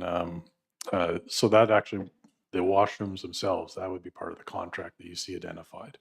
So county staff wouldn't have to look after the porta potties per se, but they would have to empty the new garbage cans. It still would add into maintenance costs though. Yeah, that one I've lumped in as a capital item though, in terms of that share of maintenance. Yeah. CEO Casty? Just one of the items that we talked about was, the contract, and they're responsible for emptying and cleaning the porta potties. But the garbage cans, you get those, I hate to say it, the bear-proof ones. They're pretty low maintenance, and they don't overflow as much as other ones do. And then we also discussed that when we had the mowing crews available in the lake area, that would be the key opportunity to empty the garbage and pick up any waste that had been distributed around. And also you'll find, I think, that the lake owners will also help us with that if nobody wants garbage in their subdivision. So they're out walking and they see it, they'd probably pick it up. Just like I do when I'm out walking along a range road. If there's garbage, I pick it up. Councillor Walker and then Councillor Stevens. Yeah, I do a fair bit of boating, both fishing and for my grandkids. This is a pretty deluxe. Like, there not many launches do you have bathrooms and stuff, although there's a beach access too, is the only Stettler there. Like, it's pretty upgraded, I'm saying. Counselor Stevens? As far as low cost versions of washrooms, the porta potties, although they're not the most aesthetically pleasing, are probably as low cost as you can get. To go to a full on next stale washroom, even if it's a self-enclosed, I'm thinking you're north of $100,000 just for the purchase. And every provincial park or federal park I've been in that has those, I don't know if they make a month before they're covered in graffiti and up for repairs. So the plastic porta potties is probably the most cost effective option there is. If you want to go to lower cost, it's nothing. And if that's the direction of council, so be it. But I just want to defend staff a bit in the sense that this is the lowest cost you can go without doing nothing. Counselor Nyberg? So do we know what the cost is? We sit here, we're going to make a decision, and I'm sorry, I am taking a little bit of a hard-nosed line on this, because yesterday we sat and I would say we beat up staff and administration on where we're at on the trying to cut the budget, but yet the next day we turn around and we're just upping the budget. I'm sorry, I don't, and without knowing what that money is. I'm spending money here today on maintenance that I have no idea what that money is going to be. We do this so often, and then we turn around and we throw it back, and we are all going to be facing some heat in the next few months over what our taxes are going up. I can defend that, but there are nice to do and there's need to do, and we're going to lose a ton of money to the oil and gas industry in the next 2 years. That's coming. We don't have the money that we used to have in this county like we used to. We're going to have some hard decisions to make. The nice to do and the need to do are things we have to think about, ladies and gentlemen. So I would like to know, when we're said and done after this project, what is the increase to the budget when we go forward? Counselor Hunter? That, for 2026, that 10,000 for the 6 porta potties, right? Like, are we trying to prove the 200,000 rate for everything on this? Like, This is capital. yeah, but so you're saying not the 200,000? Well, no, but this is the what we're approving here is where we're going to be at as far as what goes forward as the improvements to the area structure plan. So this is what's going to be put in there, absolutely. So there is some rentals, I guess, that are there. But I mean, there's things here, I know for the sign and all this that I kind of agree with Councillor Stevens. I like his idea about the Heritage Fund idea. I really see that benefiting. And Councillor Nyberg, yeah, the budget, I know we're tight, and it's going to get tighter. So, and we get lots of use of the lake, so it's worthwhile. That's something that proved to me. CAO Cassidy and then Counselor Stevens. Well, just based on the estimate of the leftover funds in the Buffalo Lake Reserve, and if we do now put all the interest that we make into that fund, but that would be roughly, rough calculation, $5,500 per year. That's not going to cover renting of porta potties. Counselor Stevens? I appreciate the maintenance and operational costs, but if we look at our short-term list, and I've removed the dock at this point, so I suspect the porta potties, and I mean, I'd be fine with trying it for this year and see how well they're utilized and how our contract goes. But that's a rental with cleaning contract. So once the contract's in place, we're talking about a few hours of staff time to set it up for the year. And then it would be someone else's labor. I think the maintenance cost of signs is within a rounding error of 0. I mean, you may have to replace the sign every couple decades, but I think that is pretty negligible.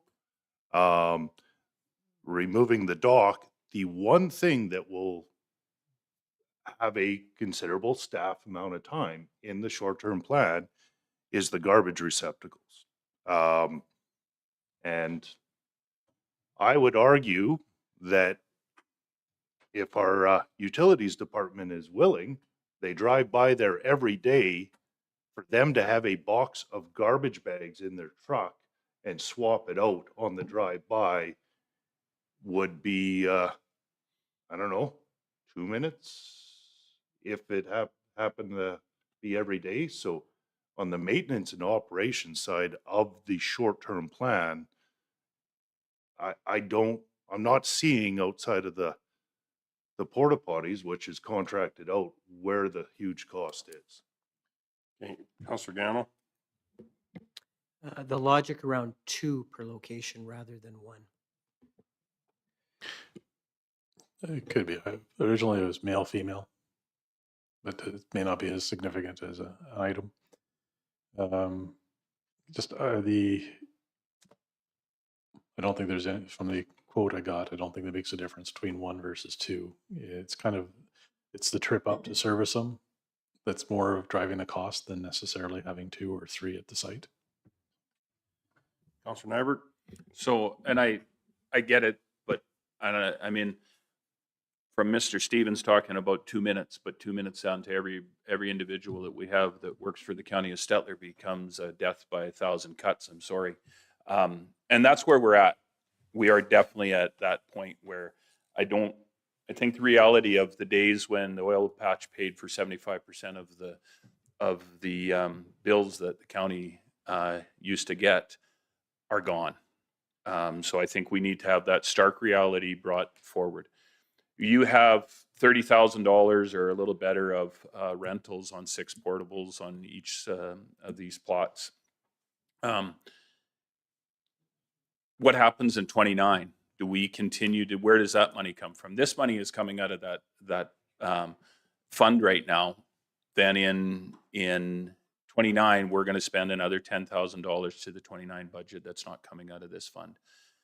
I don't think there's as much money in the account that Mr. Stevens says to have a Heritage Trust Fund. I don't think that's there. So I'm not directly opposed to doing this. I just want everybody to understand that this comes with a cost. Capital always comes with a maintenance cost. Whether it's 2 minutes to dump the garbage, I get it. They're already there. There's 2 minutes to clean out a culvert. They're already there. I get it.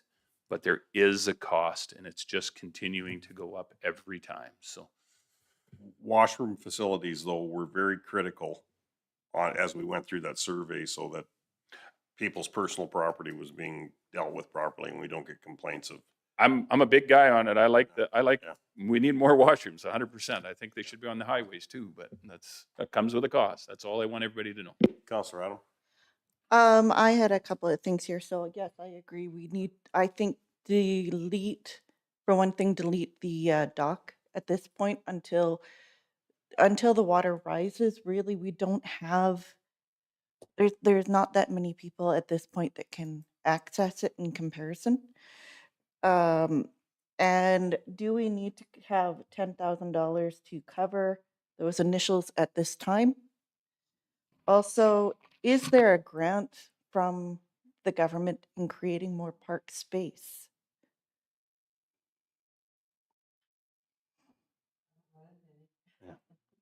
We can definitely take another look, but and most grants are for capital, and this is more operational.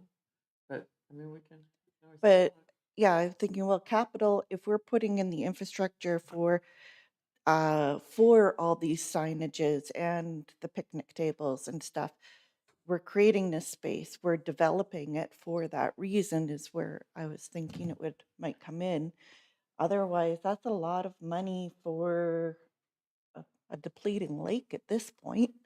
Yeah, anytime we put in, like, the ones along Baby Street, uh, the picnic tables or the benches, we have to make them so that nobody walks off with them. So they are more expensive, and they are more durable. Exactly.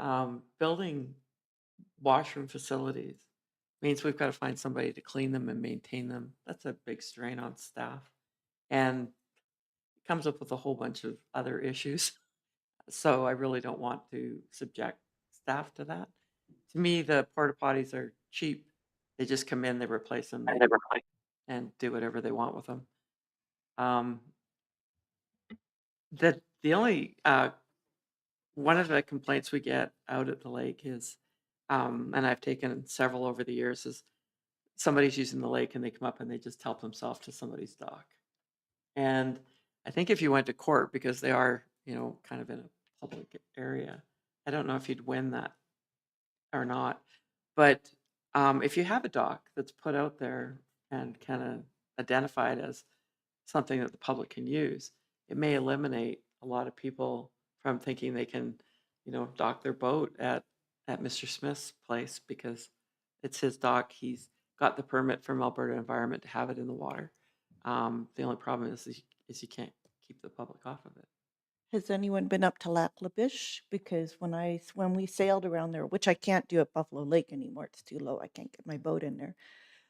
They have not necessarily, they're not all boat launches, but they have the floating rubber tote type interlocking ones, and they only have the porta potties. They don't have picnic tables. They just have the garbage cans, the porta potties, and just a very simple dock. That's it. Just looking at cost cut with allowing people to have recreation without going on private property.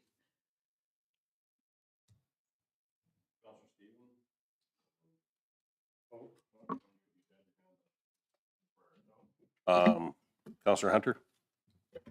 To Mr. Nyberg's point about the $30,000 for the 6, am I reading that wrong? Isn't? Okay, so I thought you said for 1 year. Okay, so it's only 10,000 a year, not the 30,000. Wow, in 10 years, it's going to be more than that. Yes. So, yeah.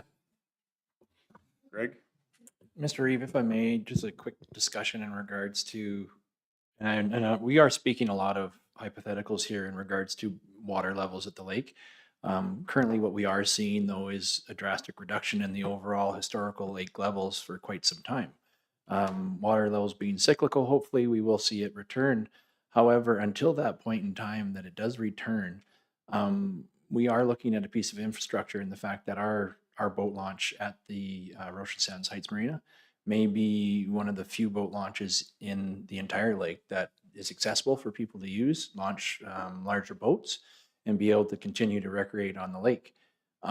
With that being said, our water levels are drastically falling within that launch area and that marina, to the point where the current boat slips that are managed by the Marina Association, are becoming dangerous. There needs to be modifications, or there is a potential that those boat slips won't be able to be used and may need to be removed from that marina until the point at which the water returns. With that being said, if you remove those, if that is the case situation that we fall into, a docking location outside of that marina to allow people to still be able to launch the boats at that location, but then remove the congestion at the marina and have that then out further onto the lake as described by Mr. Teal, is an ideal situation in that regard.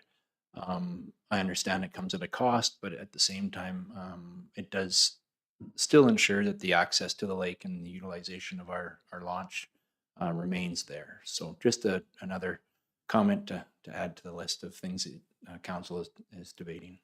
CEO Cassidy? I did receive some communication from Camrose County yesterday asking what the status of the boat launches along South Shore were. And right now, the only one that we know of that might be operational is ours in Buffalo Lake or Buffalo View Estates.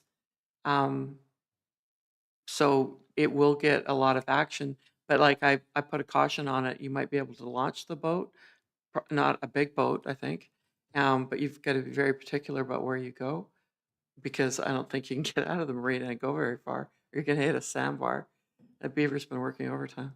And we have seen an uptake and received calls on kayaking. I'm not up to the terms, the surfboards with the women. Parasailing? Is that what they call it? Thank you. Yeah, lots of people inquiring about that, and that would be a good launch. So would White Sands' launch. You'd have to walk into the lake quite a ways, but it is being utilized for those types of recreation. Okay. Councillor Walker? Yeah, one thing, you put one dock out there, you're gonna have boats parked there and no access to it to the dock. So at most lakes, you rent your spot, and that's it. They maintain the levels too. So I think it's a bad thing at the water levels that we have. Councillor Adam? The ones that recreation that you were referring to, my experience with all of them is you can actually launch from shore as easily as you can from a dock. So I think having an area where they can picnic is more important at this point in time with the water levels than it is to have a dock with the water lines and keep an eye on the levels for future plans for development. And Councillor Stevens, is there any update on stabilization? Will not be this year. They're just getting their feedback right now for their application. Nikki was good enough to help share that information with the public, and so are the other municipalities. They are hoping to get approval this year. They've hired an engineering firm to start the detailed design in parallel with their application and public feedback. Then they'll have to go out for tender. Then the construction of, I think they were up to 7 filters for the volume they needed. So the latest forecast would be 2027, and it would likely not operate long enough in 2027 to make much of a difference. It would be a commission, pump a bit of water near the end of the year, and that might be the best we get next year. Okay, thank you. So as Andrew indicated, we take questions from public people attending right now. I think the council had talked about just short 5-minute presentations to those who wish to provide feedback. So do we have presentations of feedback from, you're just here to listen? And you? I would like to provide. Yeah, okay, well, we've got Bruce will talk online, then we'll get you. Bruce snuck in here. I don't think he probably needs introductions from anybody at the lake or at our council table, but yeah. Okay, I'm gonna be as brief as I can, and I like all the discussion so far. I'm here to help out in every way I can by saying don't do Buffalo Lake Meadows. Just leave it off the list. Love the idea of the planning, like Justin had said, and saying that we need it for future development, so you can give a cost to a developer if they're going to come in. The South Shore Area Structure Plan says you need one for every 700 to 725. If you look on the west side of 835, the lake you gotta leave off, Old McDonald. They have their own access, they have their own, setup, so that really only leaves Buffalo Sands, Scenic Sands, and, Buffalo Lake Meadows, as the access points. We're nowhere near 700. You don't need it till you hit 700. Buffalo Lake Meadows is right in the middle. There's already lake access that gets used in the winter at Scenic Sands, so and they've provided a submission saying they're in favor of some of the things. A mile to the east is the day use area and boat launch at the provincial park. We have a dock. Our dock goes out deep enough to have deep water boats. We already get people using it for wanting to use it. The plan that's been proposed talked about the consultants say, well, they should put in a dock. There's no dock proposed even in the plan. So I hate to say it, that kind of rubbed us the wrong way because it makes it appear as the optics that, oh, we'll just use that dock, which is private. We have to pay insurance, liability insurance. We also have our own DLO for access. We maintain the pathways that go into the lake area. So that's frustrating in the sense that we have a lease for those pathways until 2042 for our own use. The public use changes everything on it. If you put even porta potties and washrooms and signs, people are going to go there thinking that all of that is public access. I've provided a submission showing some details on why the layout is bad. The consultants didn't take into account there's some dramatic differences in elevation at the road allowance versus the existing parking lot. It's about 6 to 8 feet. By the time they would have to fill that with gravel or something, we'd need a separate. We'd like a separate pathway out to make sure that people don't think that our dock is a public dock, because it does go deep water, and we'll save you a whole bunch of money and just say, just don't do it yet. Leave it. We would prefer that you don't do anything until you hit that 700 mark. Plan it, fine, that's fine. Plan it. Don't put signs. No porta potties. They're, excuse my French, ugly as hell. And we don't think it fits with what we have out there. So just put a pin in it. Wait until we hit the 700 or 725 mark in that thing as per the ASP that's already documented, and save yourself some money, which I'm sure everybody as a ratepayer out there would be more than happy with, making sure the costs and rate and taxes don't go up. So that's my brief sort of take on it. And we provided a written summary that's probably in the, and it's got some diagrams and stuff of what we think would be a better alternative once you hit that 700 mark, just because of cost of building and some of those things and what the consultants have said. Thanks, Bruce. Thanks. Okay. Al?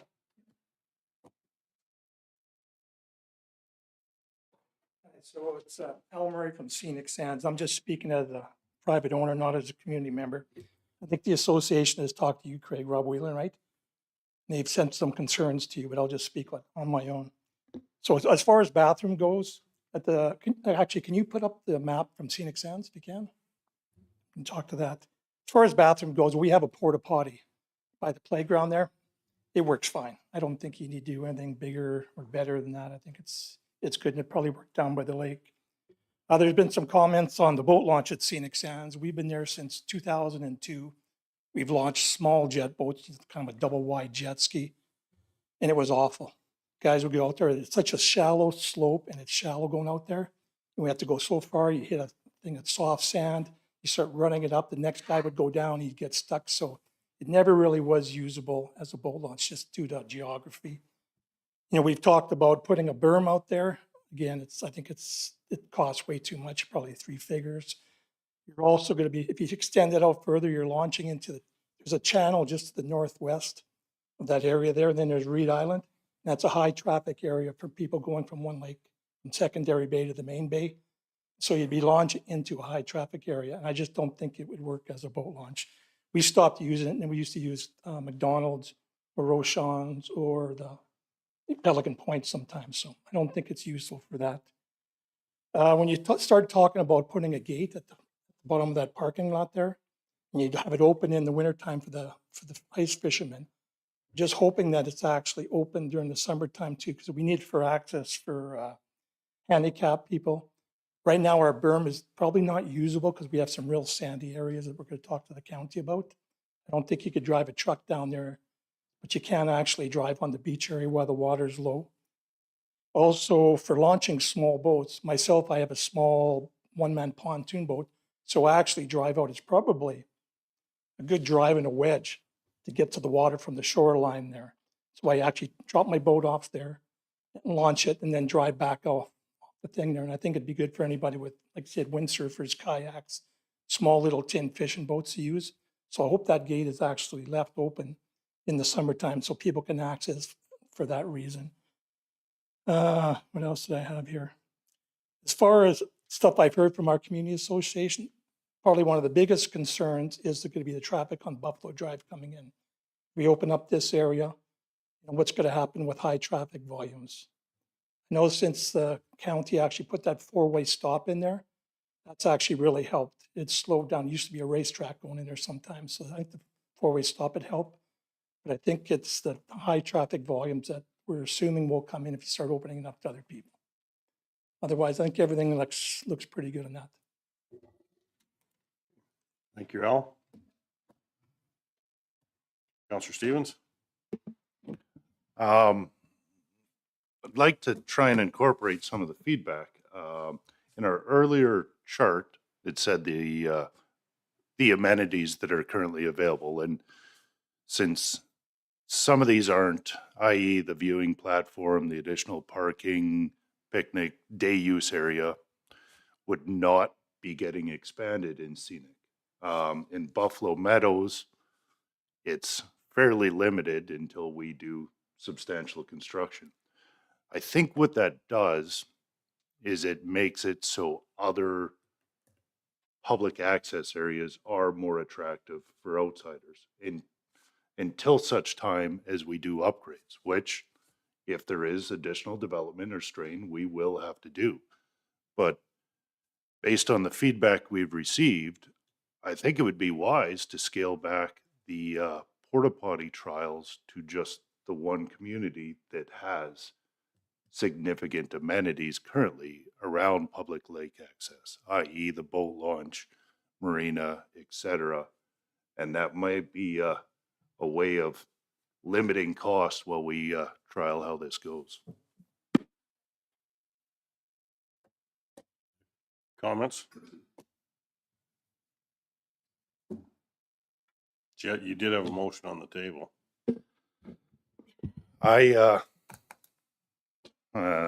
Might be easier for me to remove my motion and just start anew. Maybe if we had that motion go forward and then just have another second motion to instruct administration to do the port, if that's what you are, the porta potty, Well, one location instead of 3. Well, I was using the recommendations in staff too, which I already amended once, but it's cumbersome to carry out the proposed implementation and then a follow-up motion to say change the implementation. And So Andrew, either way, you're going to be in a tough shape. Andrew, do we have to vote to remove that, or he can remove that? The motion is the property of the assembly. So as long as there's as long as there's unanimous consent, then a vote doesn't, or if there's no objection. Oh boy. I should say, if there's no objection, it can be withdrawn by the member who tabled the motion. However, if there were objection to it being removed from the table, then it would be a vote on a simple majority to remove it from the table. Craig? you'll correct me on this is wrong. Reflect, I might suggest maybe three motions maybe in order, maybe one on the plan generally, which is recommendation one in the report. The second one, I'd suggest maybe putting forward the amendments to the implementation framework and see how that vote goes. And then the third one would be direction to implement the implementation framework as amended, if that makes sense. Yeah. Okay. So the motion we have on the table is Any objections? for you removing it? Yeah. Okay. It's no objections. All right. Well, I will move staff recommendation 1. Questions, concerns? Call the question. All in favor? Opposed?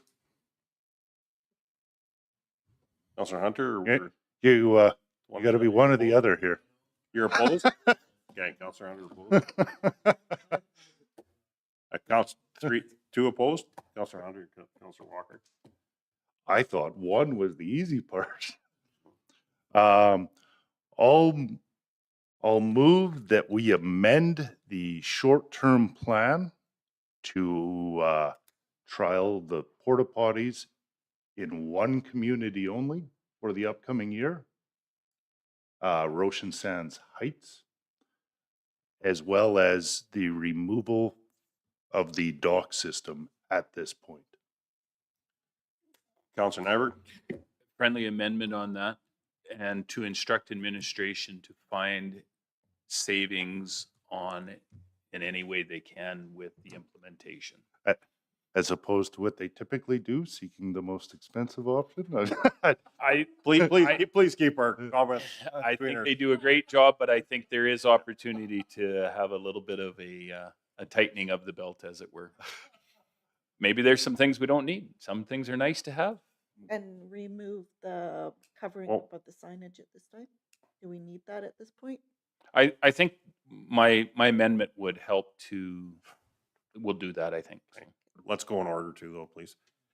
Okay. That is not controversial. I will accept the friendly amendment to seek cost savings. I think so, as long as we're. Okay. Councillor Gano. At the chosen site, is there 1 or 2 outhouses? I think the plan calls for 2. Porta potties are actually really cheap to rent. I think the biggest cost would be the actual cleaning and emptying them. But I mean, my motion was for 1-year trial period. So I think after the year, we could evaluate whether 1 or 2 is the right number. Councillor Nyberg. I can't believe I'm saying this, but in my wife's defense, I would say that you need to have 2 there. Okay, call the question. All in favor? Carried. Our third was. I'll move that we instruct staff to implement the amended short-term improvements. Okay, questions, concerns? Call the question. All in favor? And that's carried. Lunch has arrived. So we'll break for lunch. Thank you. Thanks, folks, for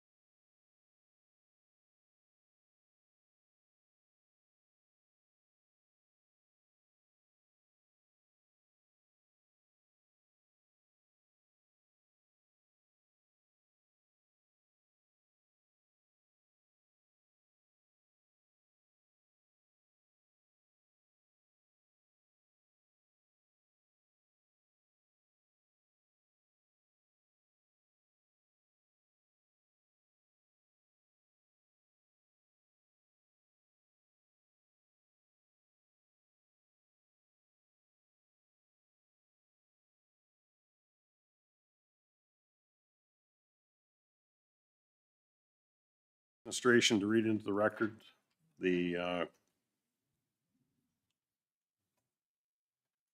counselors and staff attending the meeting. Members of the public making submissions will be kindly asked to introduce themselves.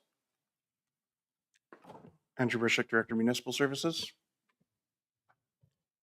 Yvette Cassidy, CAO. Greg Jackson, Director of Operations. Krista Schlender, Administrative Assistant. Larry Clark, Reeve. Alan Gano, Counselor. Wade Hunter, Counselor. Justin Stevens, good afternoon. Janet Adam, Counselor. Clint Walker, Counselor. James Nyberg, Counselor for Erskine South Warden. Craig Teal, Director of Planning and Development. Landon. Landon. Landon Chambers, Hometown Media. Okay, thank you. I will now ask that administration read the nature of the proposed amendment into the record. And that will be me, Mr. Chairman. So notice is hereby given that the County of Stettler number 6 has given first reading to bylaw 1760-26 to close a road allowance between the southwest 343822-4 and the southeast 333822 west of the 4th, north of the Red Deer River and running through Tail Creek Park. Purpose of the proposed closure is to facilitate the disposal and transfer of the area of the closed road to the adjacent property owner. The bylaw may be reviewed at the County of Stettler Administration Building located at 6602 44th Avenue, Stettler, Alberta during regular business hours, 8:30 a.m. to 4:30 p.m., Monday through Friday. Copy of the bylaw can be obtained via email by sending a request to ctl@stetlercounty.ca or visiting www.stetlercounty.ca. The public hearing to hear representations concerning bylaw 1760-26 is scheduled to be held Wednesday, April 22nd, 2026 at 1 p.m. or as soon thereafter as possible. The hearing will be held in the council chambers at the County Administration Building located at 6602 44th Avenue, Stettler, Alberta. Virtual attendance is available via Zoom by typing the following into your web browser, www.stetlercounty.ca/zoom. The hearing will be chaired by the Reeve. Persons wishing to join by teleconference or speak in person will be requested to state their name and address for the record upon being recognized by the chair. Council will hear verbal and written submissions from any person who claims to be affected by the proposed bylaw. Persons may make oral presentations at the hearing regardless of whether they have provided written comments. Any person wishing to comment on the proposed bylaw may do so in writing to Craig Teal, RPP MCIP, Director of Planning and Development, County of Stettler number 6, Box 1270, Stettler, Alberta, TOC 2L0, or by email to ctl@stetlercounty.ca by April 15th, 2026, or make representation at the public hearing. Should you require additional information, please contact the Planning and Development Department at 403-742-4441. Thank you. The rules of conduct for the public hearing shall be as follows. Written submissions shall be tabled first and read into the record. Any verbal submissions shall be considered second. To present verbally, please call in to the meeting or speak if you're here. Just hold on. Councilors may ask questions of speakers after each presentation for clarification purposes or direct questions to other presenters.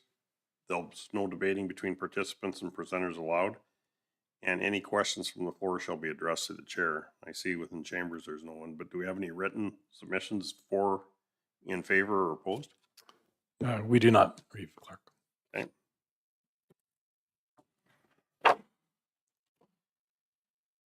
And do we have anything else that has to be brought onto the record?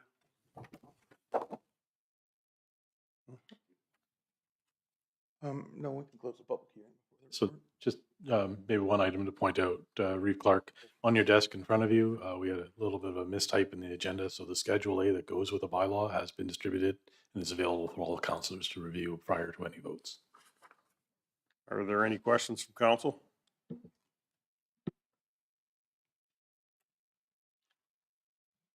The public portion of this public hearing is closed at 1:05. So can we just move right to the bylaw then? Item 10.1, bylaw 1760-26 road closure, Tail Creek Park, page 137 of the package. Okay, thank you, Reeve Clark. So just a quick reminder for council, the road closure process goes through several steps. So this is the second step. The first reading was given, then we hold a public hearing opportunity. We get comments from utility companies and anyone else that may be impacted. And after having heard any presentations, council has to give an indication of whether or not they wish to continue on. And then the document goes up to Alberta Transportation and Economic Development for their consideration for the minister's approval. And then once that's done, it comes back to council for second and third reading. So you will see this matter at least one more time on your agenda somewhere in the coming months. The only thing I'm probably going to emphasize is the comments coming back from the utility companies as a result of the circulation. We did not get any feedback from any of the neighboring municipalities or the adjacent landowners, and the adjacent landowner is the Métis Nation who initiated the request. So that's not surprising. TELUS Communications indicated they don't have any concerns and don't require an easement. ATCO Electric does have a line that runs right through the area proposed for road closure, and it will create a gap in their network. So they have identified that they do need an easement and are in the process of preparing the documents and sending them to accompany our materials to go to Alberta Transportation for the minister's signature. Alberta Transportation has acknowledged receipt. Alberta Forestry and Parks, which seems funny, but they manage the Public Lands Act. So their interest is whether or not the road closure touches on any water bodies. In this case, it starts to the north edge of the Red Deer River, and they have no concerns with the closure or the description of the title. And then it may also seem a little funny that this is also at the junction of 3 franchise areas for natural gas providers.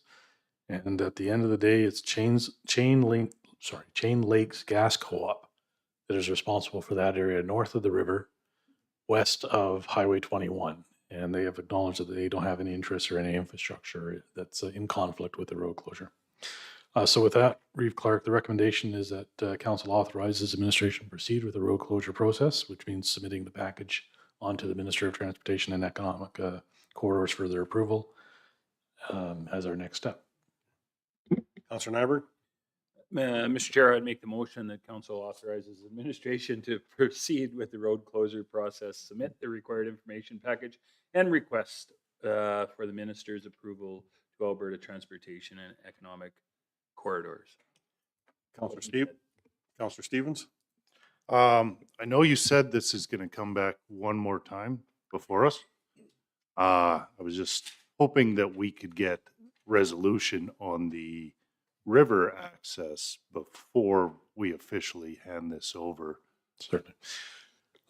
So in terms of speaking more to the land transaction that this road closure is meant to facilitate, now that we're into more spring, I say that tongue in cheek a little bit, it'll be an opportunity for us to go and meet with the adjacent landowner and their surveyor and precisely map out the area that we're exchanging. And then I envision bringing that back to council either as a separate item or together with the second reading and third reading of this bylaw.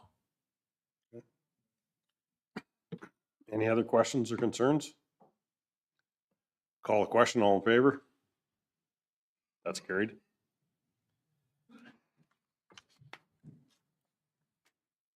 Okay, under new business, 8.1 request for decision gravel crushing tender, page 121 of our package.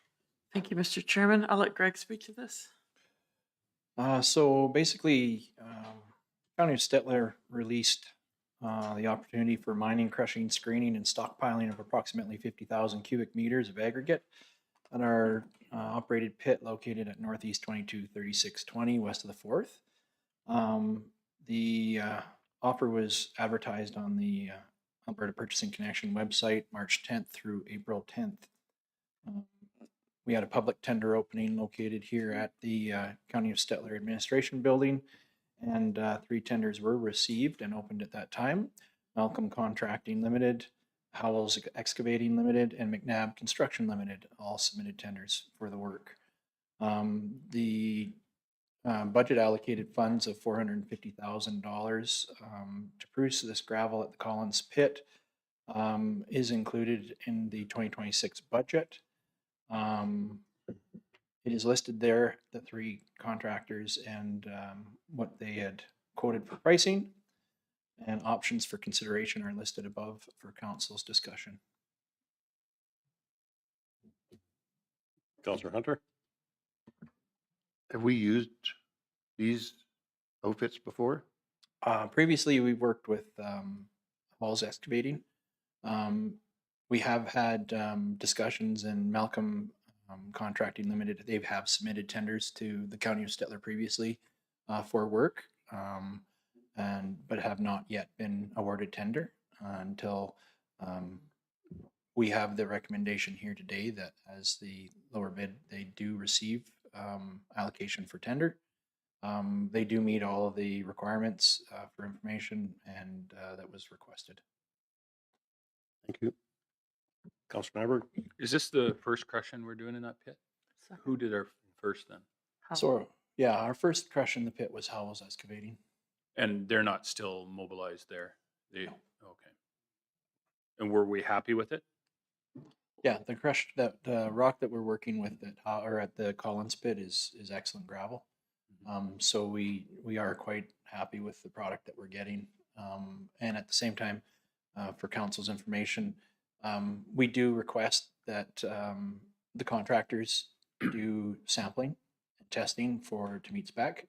So they're doing it as well. County staff, we sample our own and then send it to a separate company to do the same inspection on it to ensure that we are meeting all of our spec requirements. And just further to that then too, did we get some references on Malcolm's contracting? And the only reason I'm asking is this is a big issue for us. It has been in the past, and I want to make sure that we're... Yeah, no, I have discussed a couple of the other places that Malcolm has done work, and the work that they do has come back favorable. I'll give you a motion then to go ahead, Mr. Chair. Any other questions, concerns? Call the question, all in favor? That would be carried. 8.2, request for decision, AG well monitoring system, page 123. Do you want to take that one also? Yep, Greg? absolutely. Thank you. So previously, council has discussed the metering and monitoring of our ag tank loader locations, so non-potable water well water systems. It was discussed that we would, that council would endeavor to have a better understanding as to the volume of water that's being used at these locations and the service area, how many residents and ratepayers that water is being used by. With that, it was asked of administration and staff to go out and research some opportunities to be able to do just that with that. So Ag Service staff has gone out and done some background with certain systems that would be cost effective and glean the information that we would require in order to give us what we need, and have come back with a recommendation to council that they purchase 3 Connex wireless water monitoring systems at the cost of $3,150 per unit, including GST. These items are covered under the budget that was allocated for equipment on each of these tank loader locations. So yeah, for discussion with council at this time. Counselor Stevens? My first question is about the actual setup. So each user would have to have an account and some sort of PIN or code to utilize. Yes, so you can utilize a fob system that would be allocated to each user. And with that, you can disable that fob at any point in time and then reenact it if you wish to further down the road utilize a fee for service system or anything of that nature. Counselor Hunter? Where are these located? Is one at Bymore? So these 3 tank loader locations, one's located at Nevis, near the stockpile location, so just off of Highway 11. The other is located at Schollard, just north of Schollard, and then the Walker Well out just by Bymore, So between Bymore and Yang. we've been giving the water away. right? Correct. And we don't know how much water we've been putting through there. We don't have an accurate idea of the volume that's being taken out of those locations. We know what our capacity is, so Yeah. the holding capacity in those tanks, we know what that is. And we know somewhat at what the refresh rate is of the well into those tanks. However, we don't know exactly how much water is being used at what particular time or how many residents it's servicing. So even like, let's use a scholared one. Mhm. I don't know, you get enough people to get your $3,000 back, would you? Utilizing that, Yeah.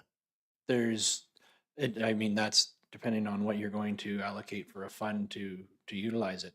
More so, what you're looking to do is enhance the ability to understand, are we maintaining and operating a service for one or two residents, or are we maintaining and operating a service for multiple residents? As well, what taxing rate are we putting on the aquifer below by having these wells in service? But we could, if you want to know the volume, I mean, we can put a pretty cheap meter in there to tell you that. That's true. And However, without, you know, if you, like, I think you scholared and you're probably, well, correct, like two people.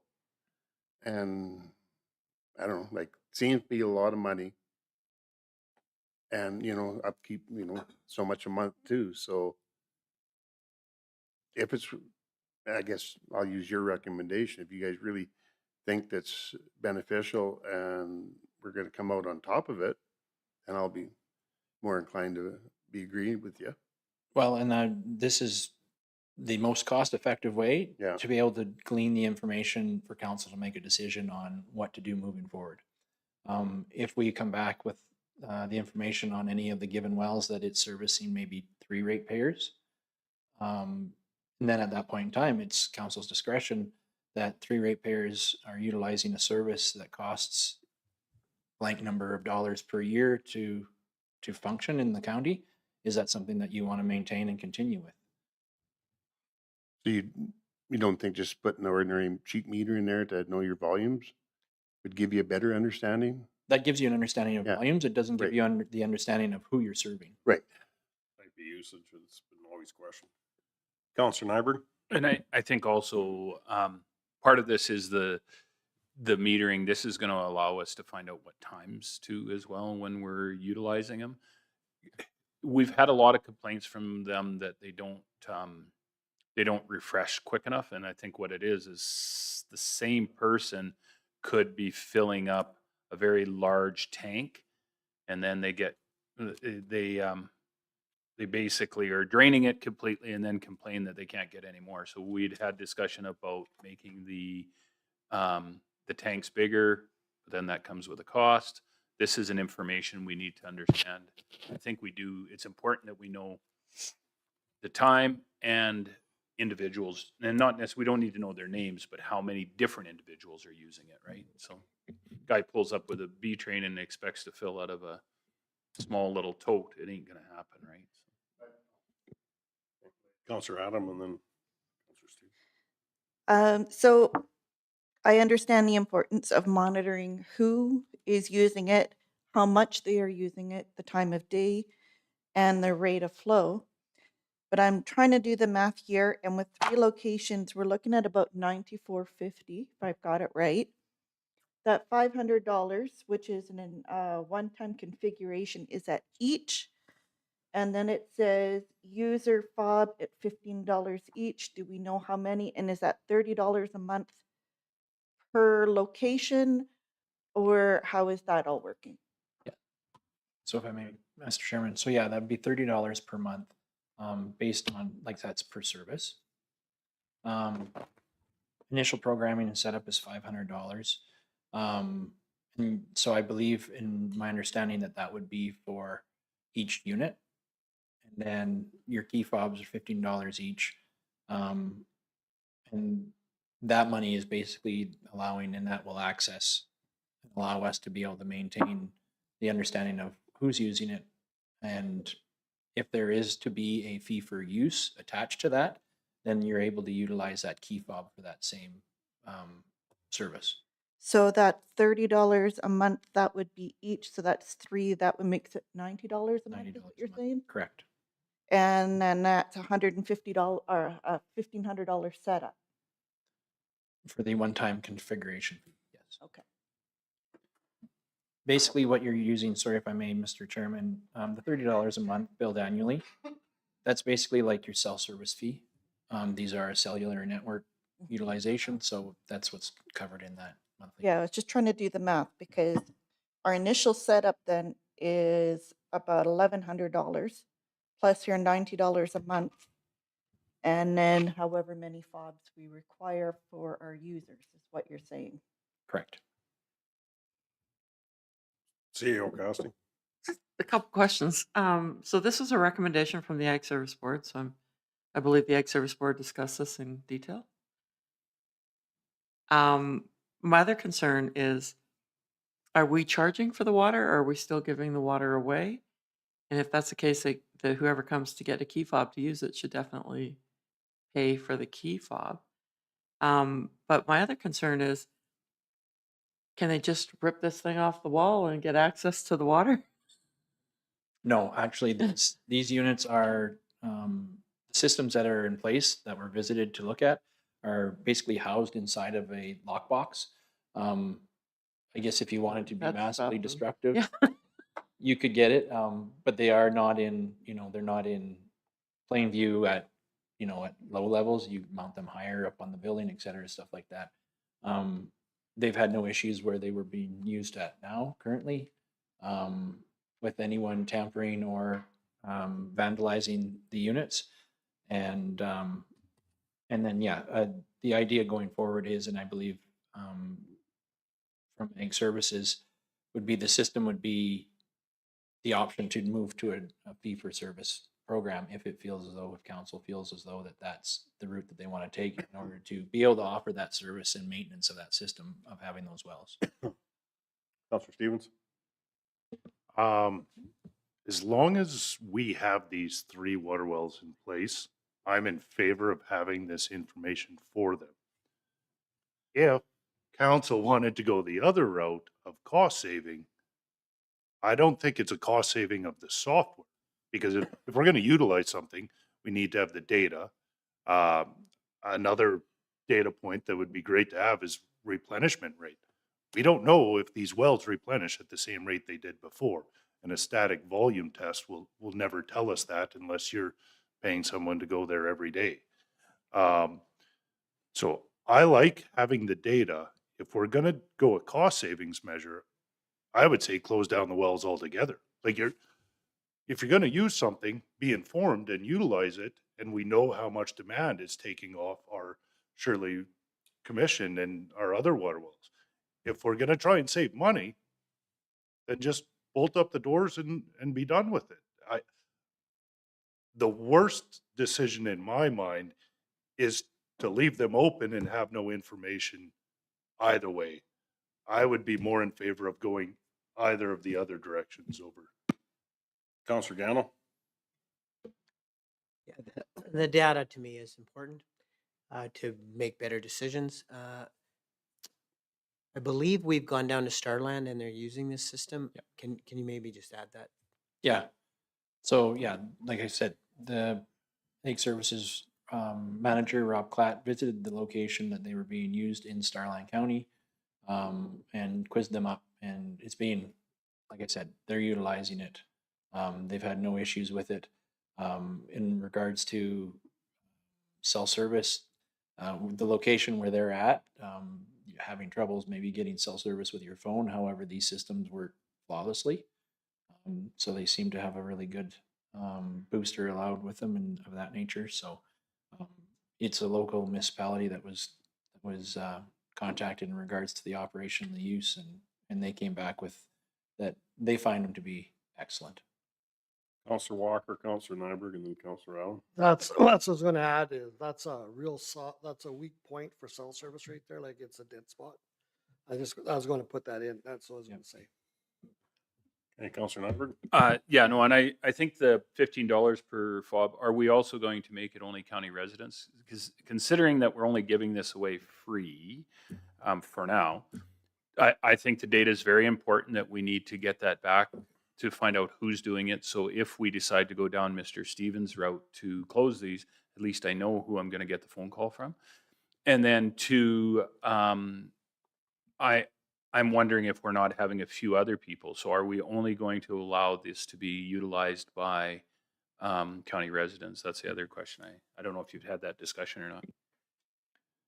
If I may, Mr. Reeve, so that discussion hasn't been entered into. However, at this point in time, if you're going to get a true value of who's using it and the volume that's being used and where it's going, I think you just operate it as it's being operated now.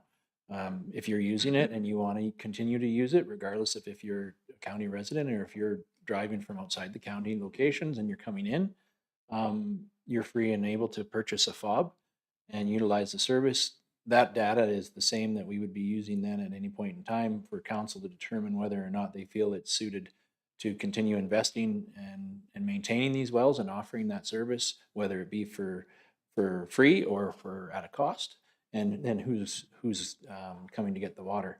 No different than at our truck fill locations. You can be outside of the county and get a PIN number and utilize those locations to pay for the water that you're getting out of those locations. So The operative word being pay. And I get where you're coming at is you want to get the raw data first and then make the decision whether we're charging. And I but think- I again, even maybe the fob should be a different price for people outside, right? And I guess the idea and the fact is that this was a concern item brought to staff by council in the fact that there are significant, fees that are associated with maintaining and operating these wells. As well, I know that it also had been brought to staff's attention that without a true understanding of how with the volume that we're pulling from the aquifer, is that something when we've got the drive and the investment in our truck fill locations that we have and our submissions for grants for future truck fill locations, is that something that we want to continue to do? And the fact that we're just basically offering a free service potentially to a limited number of people at a cost that we're council's bearing with no recovery. And like as in my term as director of operations, a variable as to how much you're going to spend year to year trying to maintain these wells. I mean, I know for a fact it's expensive to get a journeyman, plumbers especially. I mean, they're expensive. But to get journeymen to come down and service these wells, it's expensive. So you can blow through a hill of beans real quick. Yeah, it's tough to get a good one. That's Councilor Adam? Yeah, my big thing here is not only the setup of this, but these other people, they're going to our truck fills. Yeah, they're on the Shirley, but they're going to the truck fills. They're paying for this. So we need to start looking at how quickly this will turn into a cost recoup to these people, because we just went through our budget. We know that can only support so long, and we do have to do the repairs and maintenance, and now we would be adding this to the mix. If everything goes well, do you have a projection of when you'd start doing a fee at all? That would be at council's discretion, how they wish to move forward. I just wondered about with the data, when you compile it, when it would be staff recommendation that you've got the data. I think specifically you'd want to gather a full year so you can see the usage throughout the entire time that those wells are open, and then be able to take that information and understand better. You'd want to weight it definitely with overall, what is the weather pattern that we're experiencing at that time, et cetera, et cetera. But I mean, 1 year's of information is going to basically give you the idea of who's using it, how much they're using, and then what you would like to do moving forward as an investment into that. So another about $1,500 in monthly fees on top of this we're looking at then.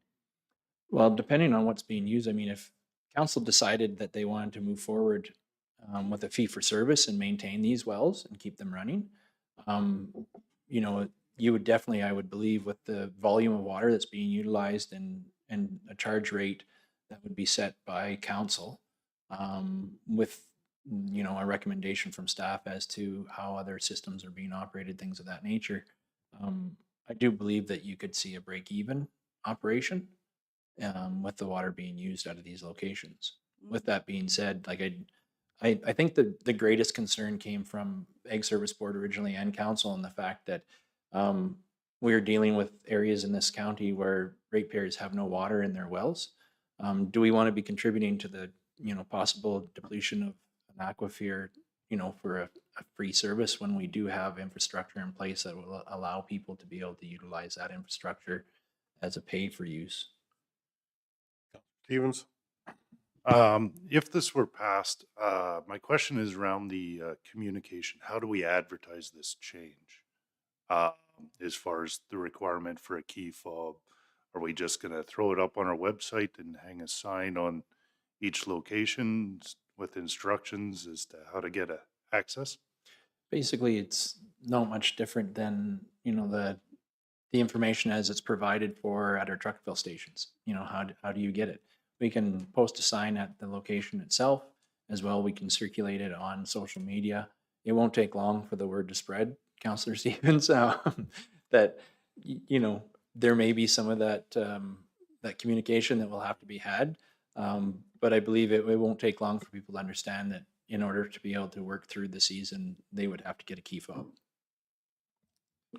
Councillor Stevens? I'm comfortable moving this, that we approve the purchase of 3 Connex wireless water monitoring systems for the ag tank loaders at a cost of $31.50 per unit. And that staff charges for the key fobs for any of the users, and that we advertise the change in use and that the service will be free for the remainder of the year or season. I guess season because we close them down in the winter.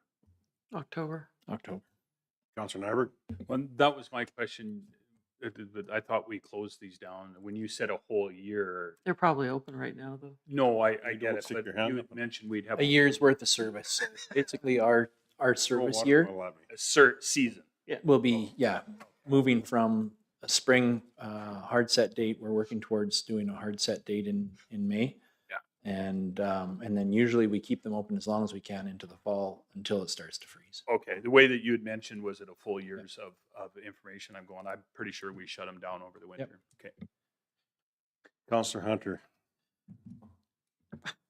To Councillor Stevens' request about the flow, that's a good idea.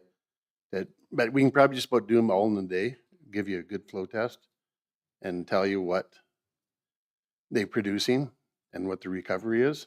And am I correct? Nevis would be the busiest of 3?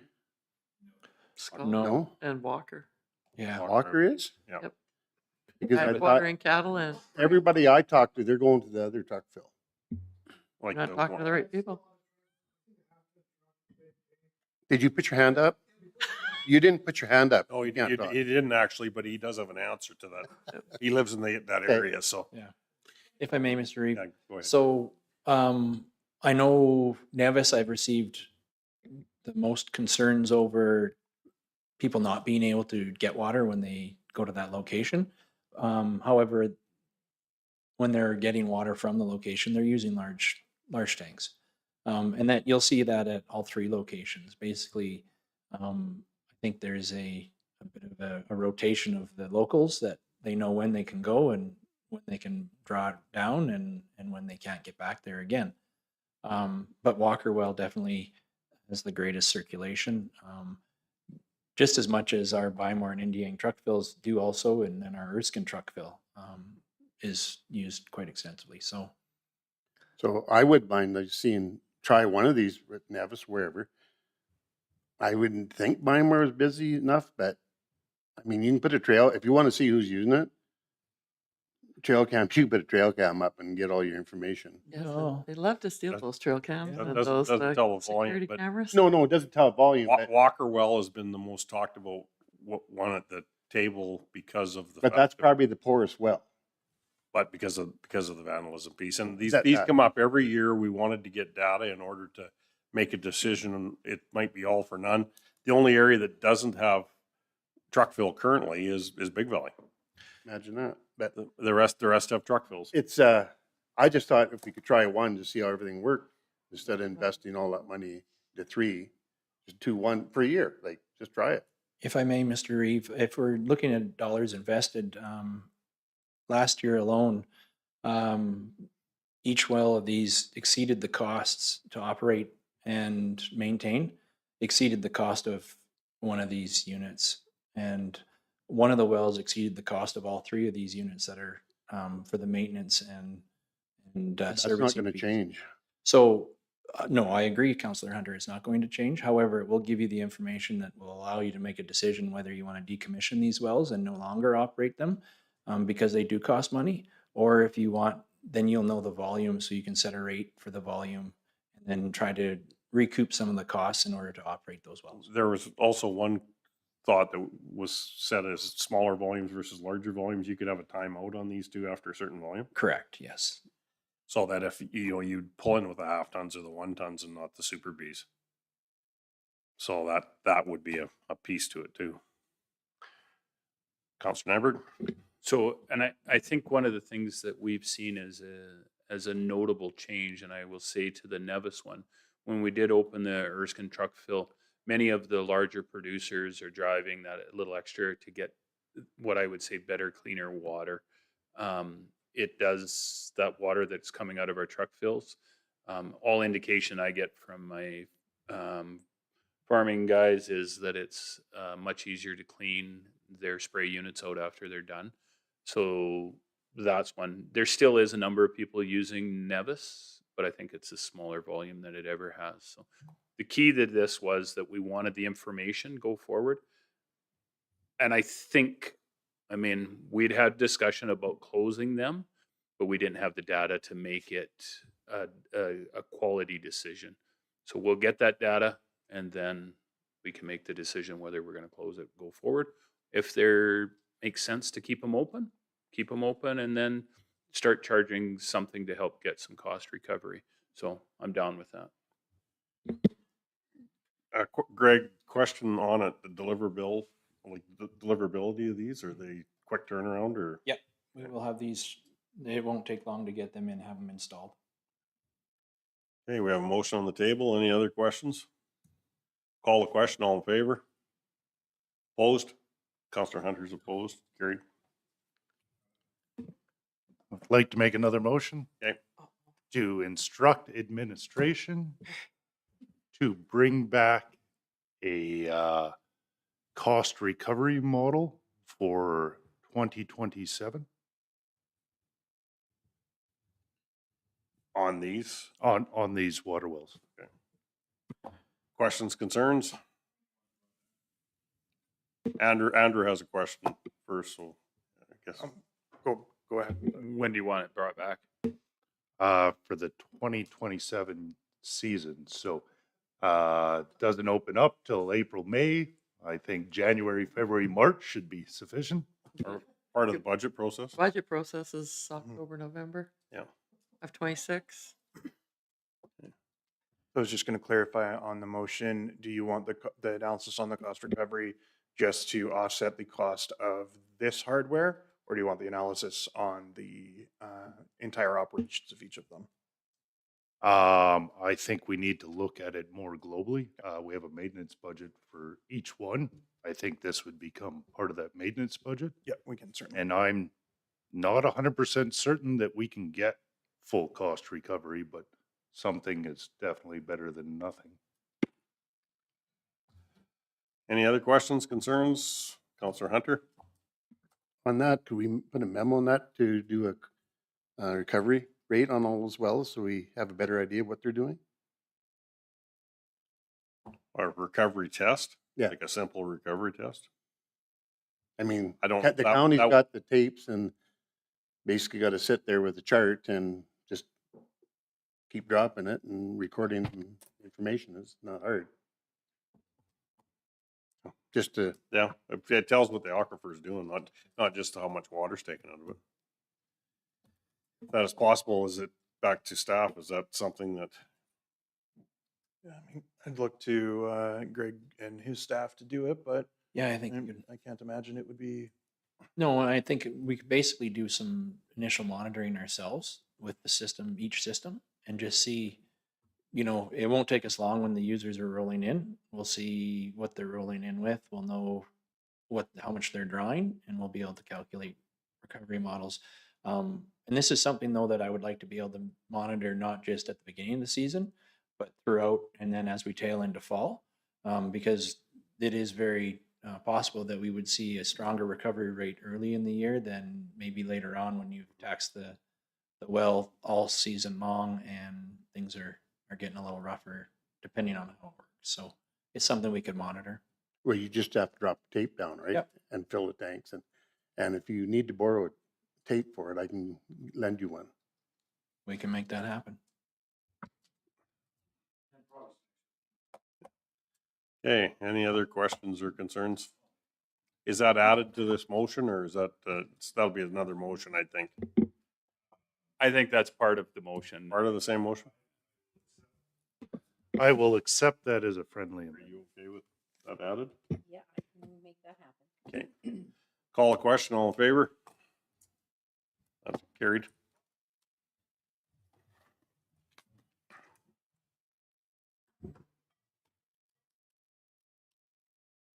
Okay, 8.3, request for decision, ag chemical purchasing, page 125 of the package.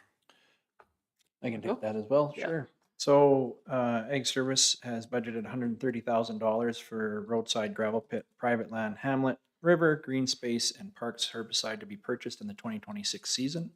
In Alberta, there are 2 registered vendors for the industrial herbicide, Advantage VM and Viceris.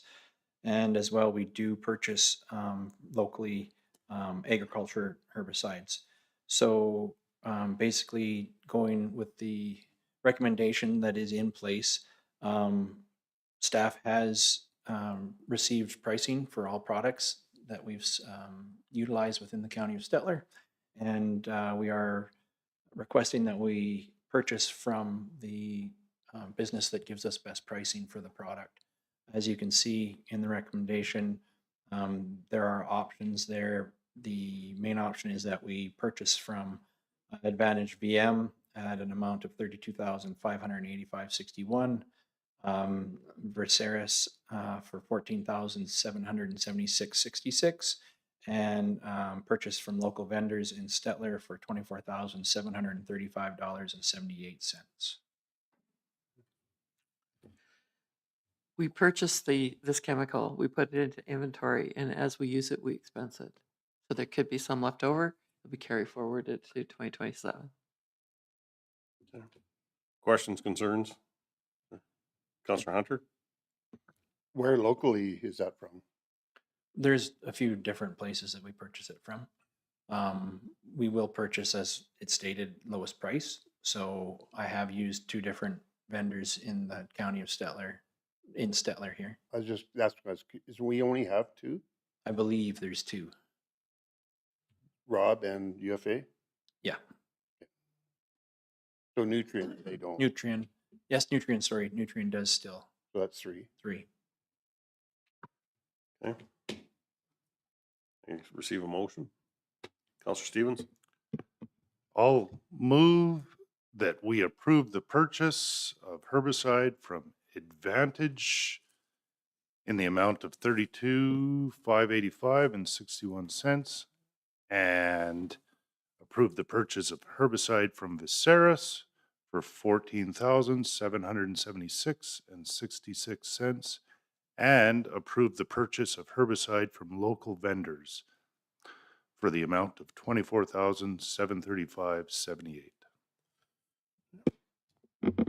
You ready to vote or you ready to Question. question, Councillor Nyberg? Just now, we have a certain, I know Yvette alluded to that a little bit, we're not buying extra over and above what our typical inventory is. No, and he's budgeted a certain amount that he believes he'll expense this year.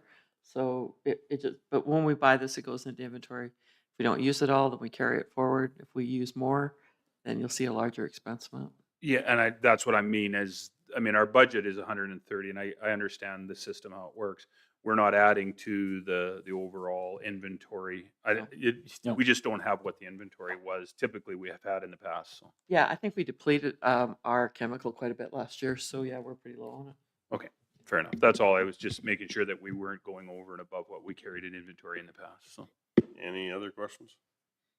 Just Call I'll the have, question. oh, sorry, Mr. Reeve, I just will make one statement that, no, if we were to take a historical look at the values of the herbicide being purchased, Manager of Ag Services, Rob Klatt, has done a ton of work and calculations and has reduced the overall amount of herbicide that would need to be purchased and for use and to cover all aspects of the County of Stettler's needs, so. Yeah, significantly.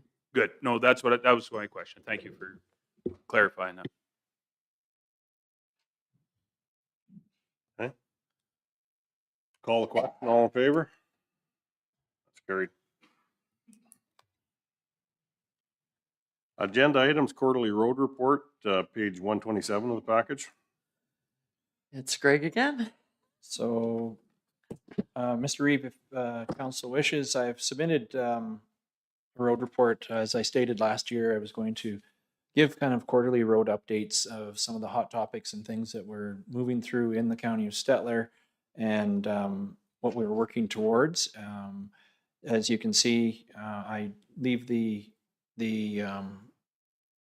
notes under specific labels, so gravel program, dust reduction, bridge files, greater beats, high traffic routes, and road maintenance, as those seem to be the key topics that we entertain the most when we have discussions.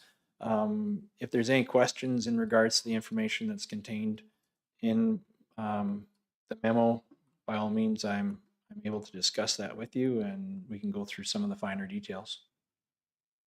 Any questions for Greg?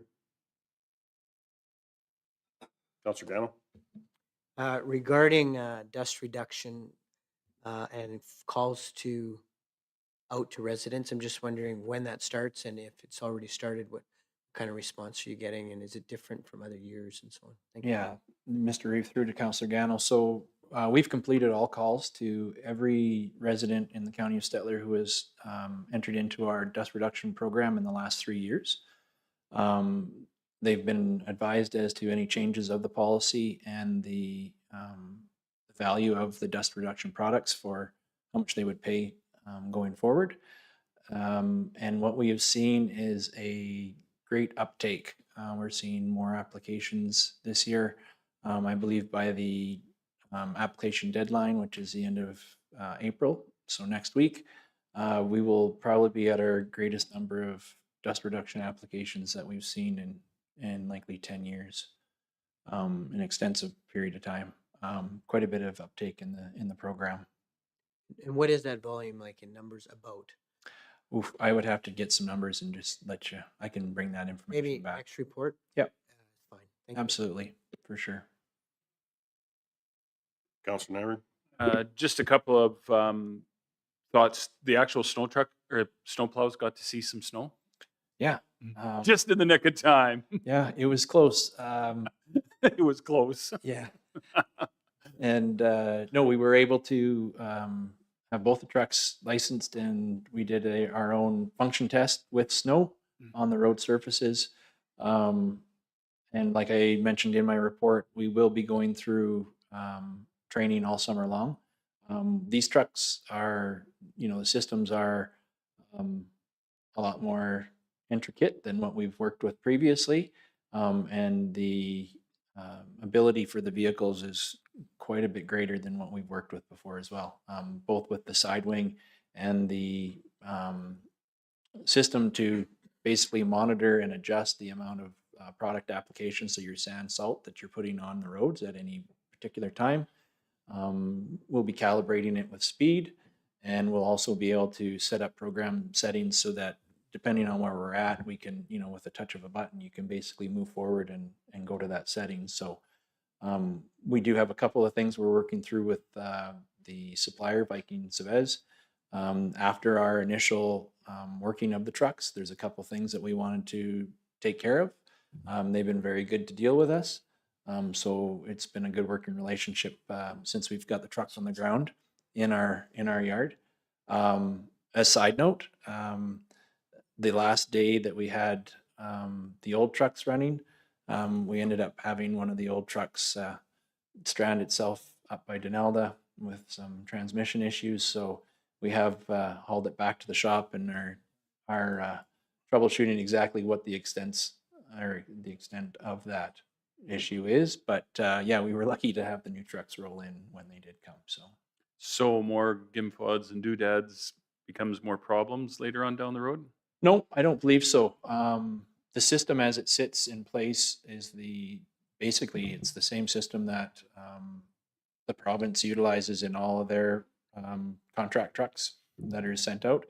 It's the Alberta package, as they call it. So overall wiring, equipment, and that is been tried, tested, and true.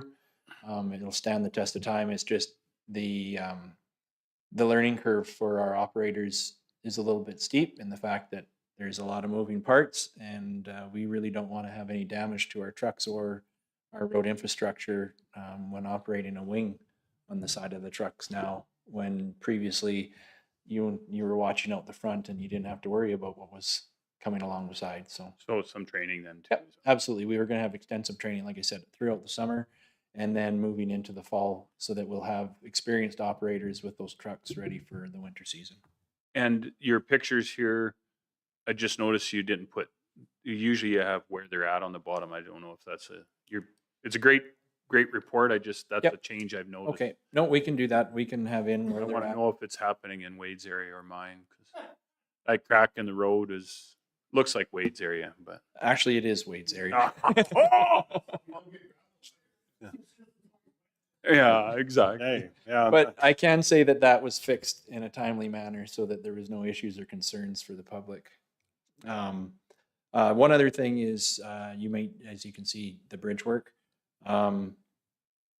There is a bridge that we have identified that has got some rot damage to the backing wall for the embankment. It was inspected in 2016. It was also inspected in 2021. The bridge deck itself was replaced in 2022. This is something that we're going to work with our bridge inspection engineer and have them come out and take a look at it overall to see what the rest of the structure in 2022, the rest of the structure did pass and there were no concerns with it. But we do want to do an overall inspection on this bridge to ensure that there's no other deficiencies. And at that point in time, then we'll be able to price out what the repair will be and then bring it back to council to potentially allocate funds from our bridge repair reserve, or if we would take it to the province and submit it for an application for replacement. Yeah. So. Okay. Any other questions? Yeah, Councilor Gano, accept for information. Yep, I'll accept that for information. Call the question, all in favor? That's carried. Erskine, 9.2, Erskine Arena Concrete Project, page 131 of the package. We were asked to bring this back. It was to the April council meeting. So I'm not sure if you want to start with Councillor Stevens or Greg. I think we could start with Councilor Stevens to give a brief update and then go to Greg. So I was really hoping there would be some sort of economical repair to replace the substandard product that got put down. Based on the research that both the nonprofit group did, as well as our director, there is not an economical fix. The cost to repair it with a patch job on a base that is still substandard with a very limited warranty is about the same cost as starting new. And it's incredibly disheartening. I'm not sure which way to go about this, but it becomes cost prohibitive for us to take on this entire project. Greg? Oh, Quick Counselor Nyberg. question. Have we shared this cost with the Erskine Rec Board? I, if I may, Mr. Reeve, I guess I'll start my comments and I'll just answer to Councillor Nyberg quickly first. I've been in communication with the representative that proposed to council initially, Mr. Riggins. I haven't been able to send this information to him specifically yet, but I've been talking with him as well. I believe Councillor Stevens maybe has had some discussions with him as well. So that information has been circulated. At this point in time, basically coming back to the beginning of this, after the presentation from the rink board or the recreation board in Erskine, staff went out and we hit a few different contractors, and we got some names and some directions as to what we could pursue. After going through those and discussing each of those application types with those specific contractors, a repair of this magnitude isn't something that happens very often. As well, when you get into doing a repair that would best suit and offer you the durability and maybe the longevity that you're looking for, the labor is intense as you are milling down the current concrete product to a surface that will accept and bond well with the repair material and then the ceiling top coat on top of that. So really in essence, what you're doing, and as Councillor Stevens stated, sometimes it is cheaper to start over than it is to try to fix the product that you've got. And then in this case, working through the contractor that provided this quote for us, in my recommendation, they are the most experienced in working with all types of applications in concrete surface coatings and repair, especially in large volumes and in industrial, recreational, and commercial settings, things of that nature. So the conversations I had with this contracting group, they were pulling on experience and information from people they've worked with even to try to get a result that would fit. But this is the result that they, in true honesty, felt as though it would give us the best bang for the application buck. Unfortunately, it is expensive. Councillor Nyberg? Did Mr. Reagan say anything about what it would cost actually to jackhammer it out and start anew? Like what was just The cost that they don't have is the removal, whether it's saw cut and haul away or jackhammer. They don't have the removal cost, but based on their costs from last go round, they were in around that 70 grand. And admittedly, there was a lot of volunteer donated type work that went into that. But the cost of both the concrete from the supplier, a different contractor doing the finishing, and then the supply of all the rebar, they were a little short of 70 grand. And that's after they did all the removal of topsoil, prep, a lot of the rebar install. So they were about 70 grand. the contractor that placed it said that he would give them a really good deal on placing it back, right? It does sound like He wasn't at fault. it does sound like the concrete contractor that did the finishing work was very sympathetic to the plight and willing to work with them on whatever repairs need to be done, whether it's whole new refinishing or repairs. Councillor Hunter? I know when this is brought up, we recommend that George, can't remember his last name because that's what he does. I don't know if he was ever contacted on George to refinish?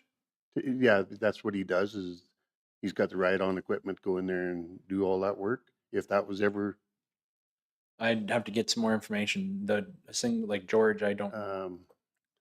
who'd we get? Justin, you give that to Craig? No, oh, okay. The one that, Justin, that you had handed over to our engineering services? Yeah. Yes, so I had made contact with them, And and the opportunity to work with them would be there. However, the scale is, I mean, that's what we worked with on everything, is scale and then the finished product, what you're looking for. I mean, the cost isn't much different in what we're doing. so, and that's where I think if I read Justin's mind, is like, that's, I think they'd be better to rip it out and redo it. But is there any way we can, or they can recover any of their costs? As in, who's they? Erskine Oh. Rec Board, whatever? It's my understanding that basically their presentation to the county was the start of what do we do and how much are we going to have to try to. But my understanding wasn't enough oxygen in the concrete. So Can someone be liable for that? I guess that's up to the Erskine Recreation. No, I'd throw that out there. Thanks. And Justin can talk to this, but they did actually get some legal advice, So, and it was not. I don't believe that they reached out to a lawyer. Every contractor in this trade or any other one does have to carry errors or commercial liability insurance. On 10,000 foot level, without knowing all the details, yeah, this makes sense that there was an error and there should be a insurance claim. But without knowing those details, I do know that during their presentation, that the one contractor was willing to work with them to get it repaired. The other one did not seem willing to take responsibility. So trying to get any funding relief from that other contractor would likely be a civil suit, and that rec board was very reluctant to get into a legal battle to try and recoup costs that may or may not be recoverable. Is that company now defunct? Still operating under that name?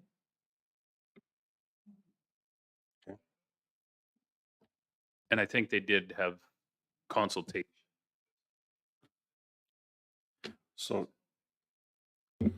was there any recommendations forward with that? Like, we've got concrete resurfacing proposal here. Is it just accept for information? If I may, Mr. Reeve, I believe the intent was for staff to bring back a possible solution. However, at that point in time, the cost would be evaluated, and then council at their discretion would determine how they would advise the recreation board to move forward. Okay. Councillor Stevens? I mean, the Erskine Rec Board has definitely sought our opinion and our assistance. There's no doubt about that, but this is not a decision that we should make on our own, especially when we're talking about financial contributions from others. So I think if council allows, either Greg or myself to bring back this updated information to the rec board and seek their opinion on what the best path forward is. I think we're better off starting over, given the price tag that we have being almost identical to a new install that hopefully would stand the test of time and would have some warranty behind it. But I do not want to make that decision without them, unless it wouldn't be fair unless we're willing to foot the whole bill, and I'm not willing to support footing the whole bill. So, well, and this is the concrete portion. Is the base okay? Yeah. To the best of I mean, you won't know until you remove the concrete, but they did have a contractor come in. They did all the bulk work, and then they had a foundation civil contractor come in and do the final grading and compaction. So there's no indication that the base would need to be replaced. CEO Gaston? Just to remind council that the county did donate the gravel for the base, which is good gravel. Mr. Chair, I'll give you a motion to receive for information with instructions to administration to inform the Erskine Rec Board of our findings. Call the question, all in favor? That's carried. If they want to come back to us at any other time, they're more than welcome. Okay, 9.3, fire payment information. Thank you, Mr. Chairman. So there was a request for administration to provide the total amount of funds that we would be receiving upon wrap up of the split of the regional fire department. So it's in front of you.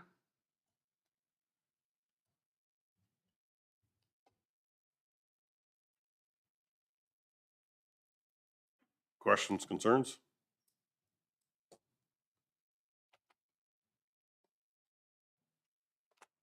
Councillor Stevens, you'll give us six. I'll give you a motion to receive for information. Councillor Nyberg? Just a question on the invoice, but not yet. When did we invoice them? There's 700. Just recently, like that's not a, oh, it's outstanding for a long time. It was within the last week or two that. Okay, no, that's all I was wondering. I just wanted to make sure that everybody knows that we just did that. Yes. So, yeah, fair enough. Yeah, no, that's good. Okay, any questions, concerns? Call the question, all in favor? That would be carried. Consent agenda items, County of Stettler ASB strategic plan. Yeah, these are just on the agenda for council to accept for information, or if you have any direction for administration. But this is, I think the ASB board passed the strategic plan at their last meeting, and this is just to bring council up to date. And then this is a letter that one of the residents received back from Alberta Environment regarding a distribution line from Shirley McClellan to Buffalo Sands. Councillor Nyberg? So Mr. Chair, could we have administration just explain a little bit more of that letter that we got back from Mr. Hunter? Because it kind of sounds a little bit misleading to me. So we, in order to move water to our communities, we have to run a distribution line. As it sits today, distribution lines are not grant funded by Alberta Transportation and Economic Corridors through the Water for Life or the Alberta Water Wastewater Project. We could use our LGFF funding, which we actually put into our roads, or we could use our, used to be the federal gas tax, or our community building fund, which we have designated to run distribution lines. Gatsby Phase 2 is the one that we're working on right now. So unfortunately, Buffalo Sands is experiencing some difficulties with their wells. We had 2 wells out there. One is still producing not great. It's sanding off. And the other one, if I understand, is just about totally sanded off. The color and quality of the water has deteriorated. So in order for us to run the line from, it would be from the Summer Village of Ocean Sands bucket fill station over to Buffalo Lake Meadows to fill their reservoir, we would require funding, because if we could go straight across, if we were able to acquire the land to do that, it would cost us about just under $1 million, right? Or yeah. To go around in the road allowance, it would cost us about $2.5 million. Pretty substantial. We don't have that kind of money sitting in either the community building fund or even our LGFF. And then how would we pay for the upgrades to the roads and the gravel? So we keep talking to Alberta Transportation about another grant revenue source that would identify the distribution lines, which is a problem for a lot of municipalities. And Red Deer County is in the same boat as we are, where they're trying to get funds for distribution lines to get it to other communities, to hamlets, and to agricultural producers. The other problem we run into with Buffalo Sands is that it is not a hamlet, even though it's probably bigger than almost all our other hamlets in the county of Stettler. It does not qualify hamlet status, so we don't get any funding for it. So we have spoken to Alberta Transportation, to their grant technologists several times about this problem. We have pinpointed the problem with Buffalo Sands because they were not surprised when they did receive the letters. But as they repeatedly keep informing us, right now we do not qualify for any of the grant streams that are available to run a distribution line. Greg? Thank you, Mr. Reeve. So I guess tying into this, I believe Councillor Stevens had requested that staff research the costing of maintaining the current wells that are in place or potentially drilling out a new well at that location, just for council to have in their back pocket as well in case we did have an issue with the wells that are in place. This information we received and we're going to be bringing back to council, and I can bring back a more detailed report to council at the next meeting. But we are looking at roughly an estimate of about $12,500 for the drilling of a well. Would that be with pump? That is just the well drilling at that location. So roughly 12,500. And servicing of the current wells that are there will be, depending on what's required after doing some analysis, anywhere from $3,000 to $5,000 to service a well that's there. Okay. Councillor Nyberg? So I'm not usually like this, but we kind of got thrown under the bus by Minister Hunter. I know him and I most part like him, but he definitely threw us under the bus on this one. So I'm going to kind of throw him back under the bus a little bit on this one. He's basically telling us, and correct me if I'm wrong on this one, that we're supposed to apply for the grant. We didn't apply for a grant that we couldn't apply for anyways. Is that kind of what I'm saying? Yes. And in all, that's After getting clarified multiple times that we can't apply for that it. we're not eligible. Okay. So I may or may not have the opportunity to see him next week. And so I just wanted to clarify that that was the case.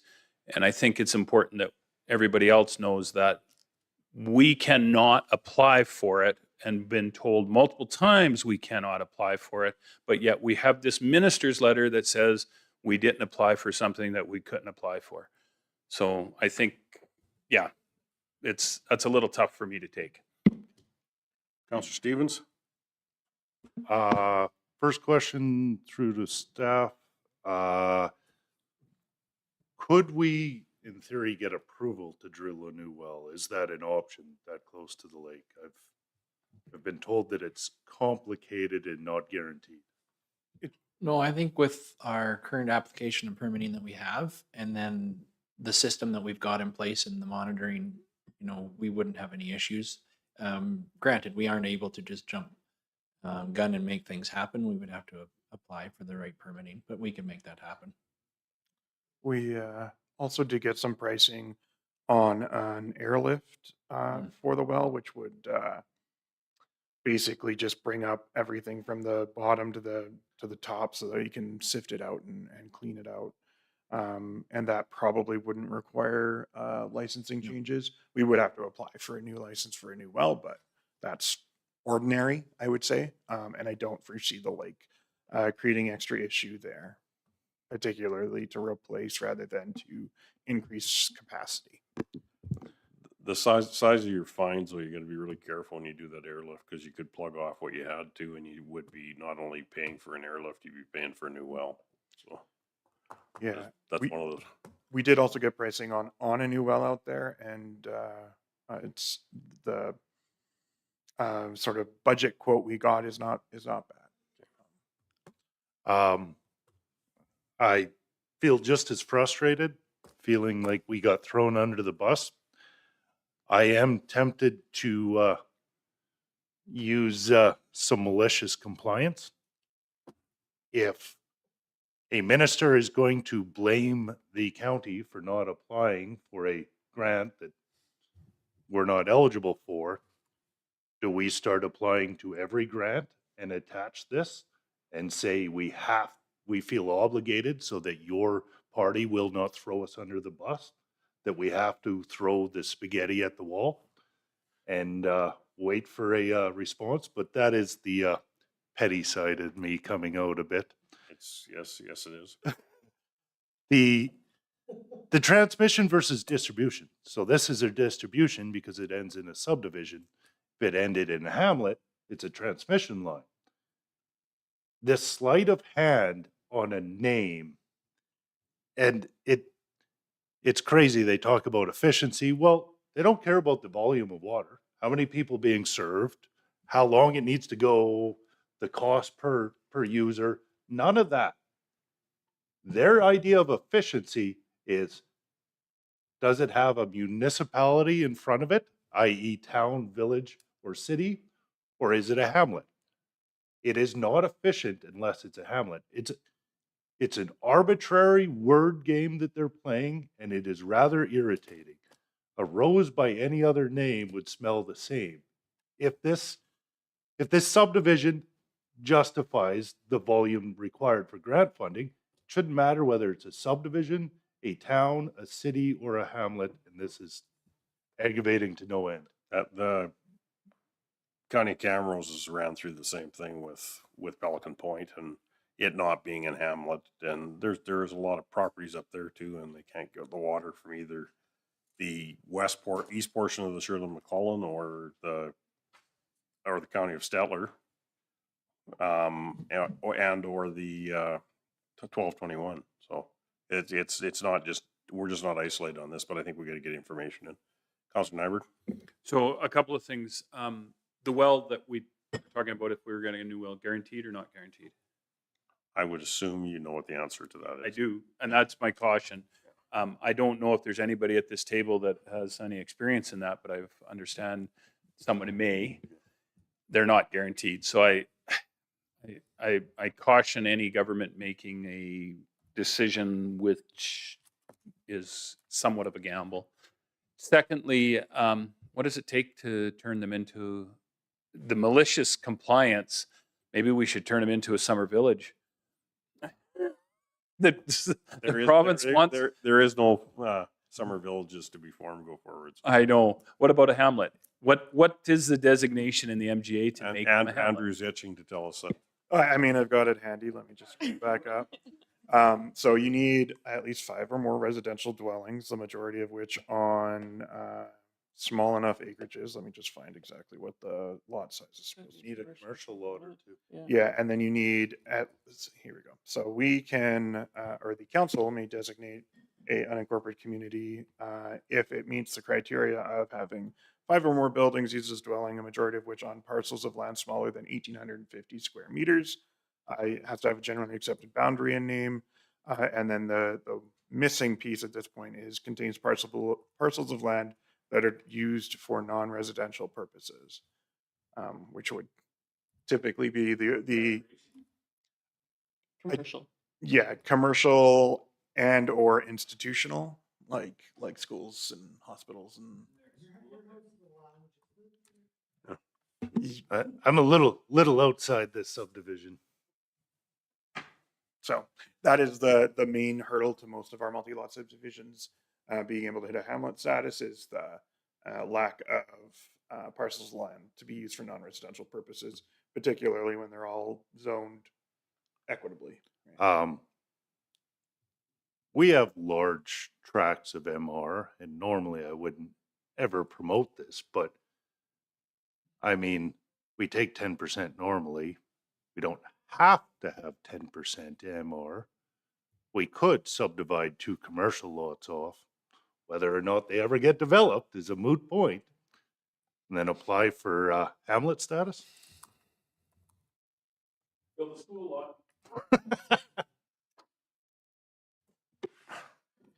I do think it probably does warrant a letter back to Minister Hunter explaining.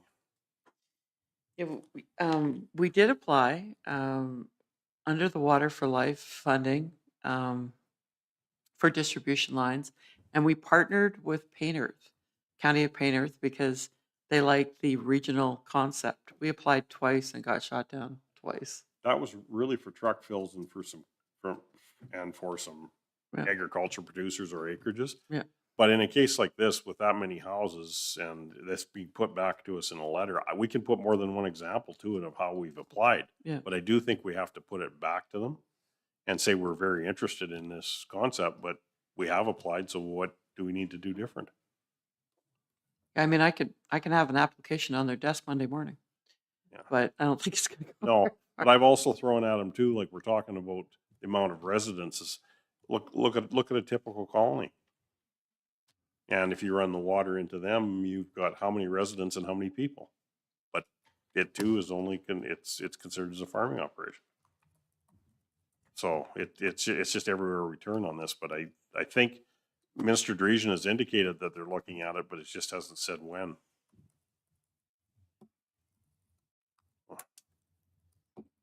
Counselor Stevens?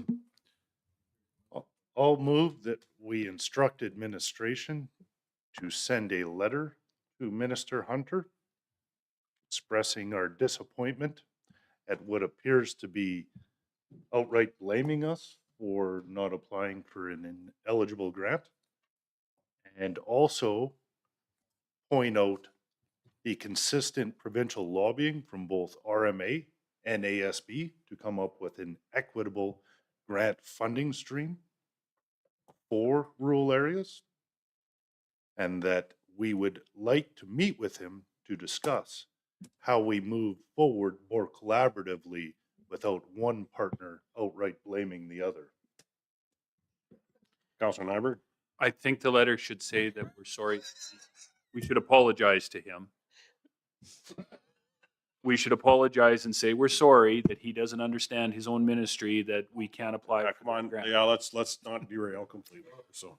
We have, Nikki is working on trying to get a meeting with 3 different ministries and our MLA. And this is one of the topics that would be on the agenda. Okay. You must have scared Nikki because she's excited now. She come back on the screen. No, I just want to confirm that we have sent a request for a meeting, but we have not received a response yet. This isn't surprising, actually. Okay, I'll call a question. All in favor? Is there any opposed? You're in favor or you're opposed? Okay. You would, yeah, you wouldn't get much of the sale today, Mr. Hunter. You don't need that much for plastic. Yeah. Okay. Okay. I think also, Mr. Chairman, we need a motion to receive the consent agenda items for information. Okay. Call the question. You'll make that motion? I'll make that motion. Okay. Well, everybody was lining up for that? Yep. Call the question. All in favor? That's carried.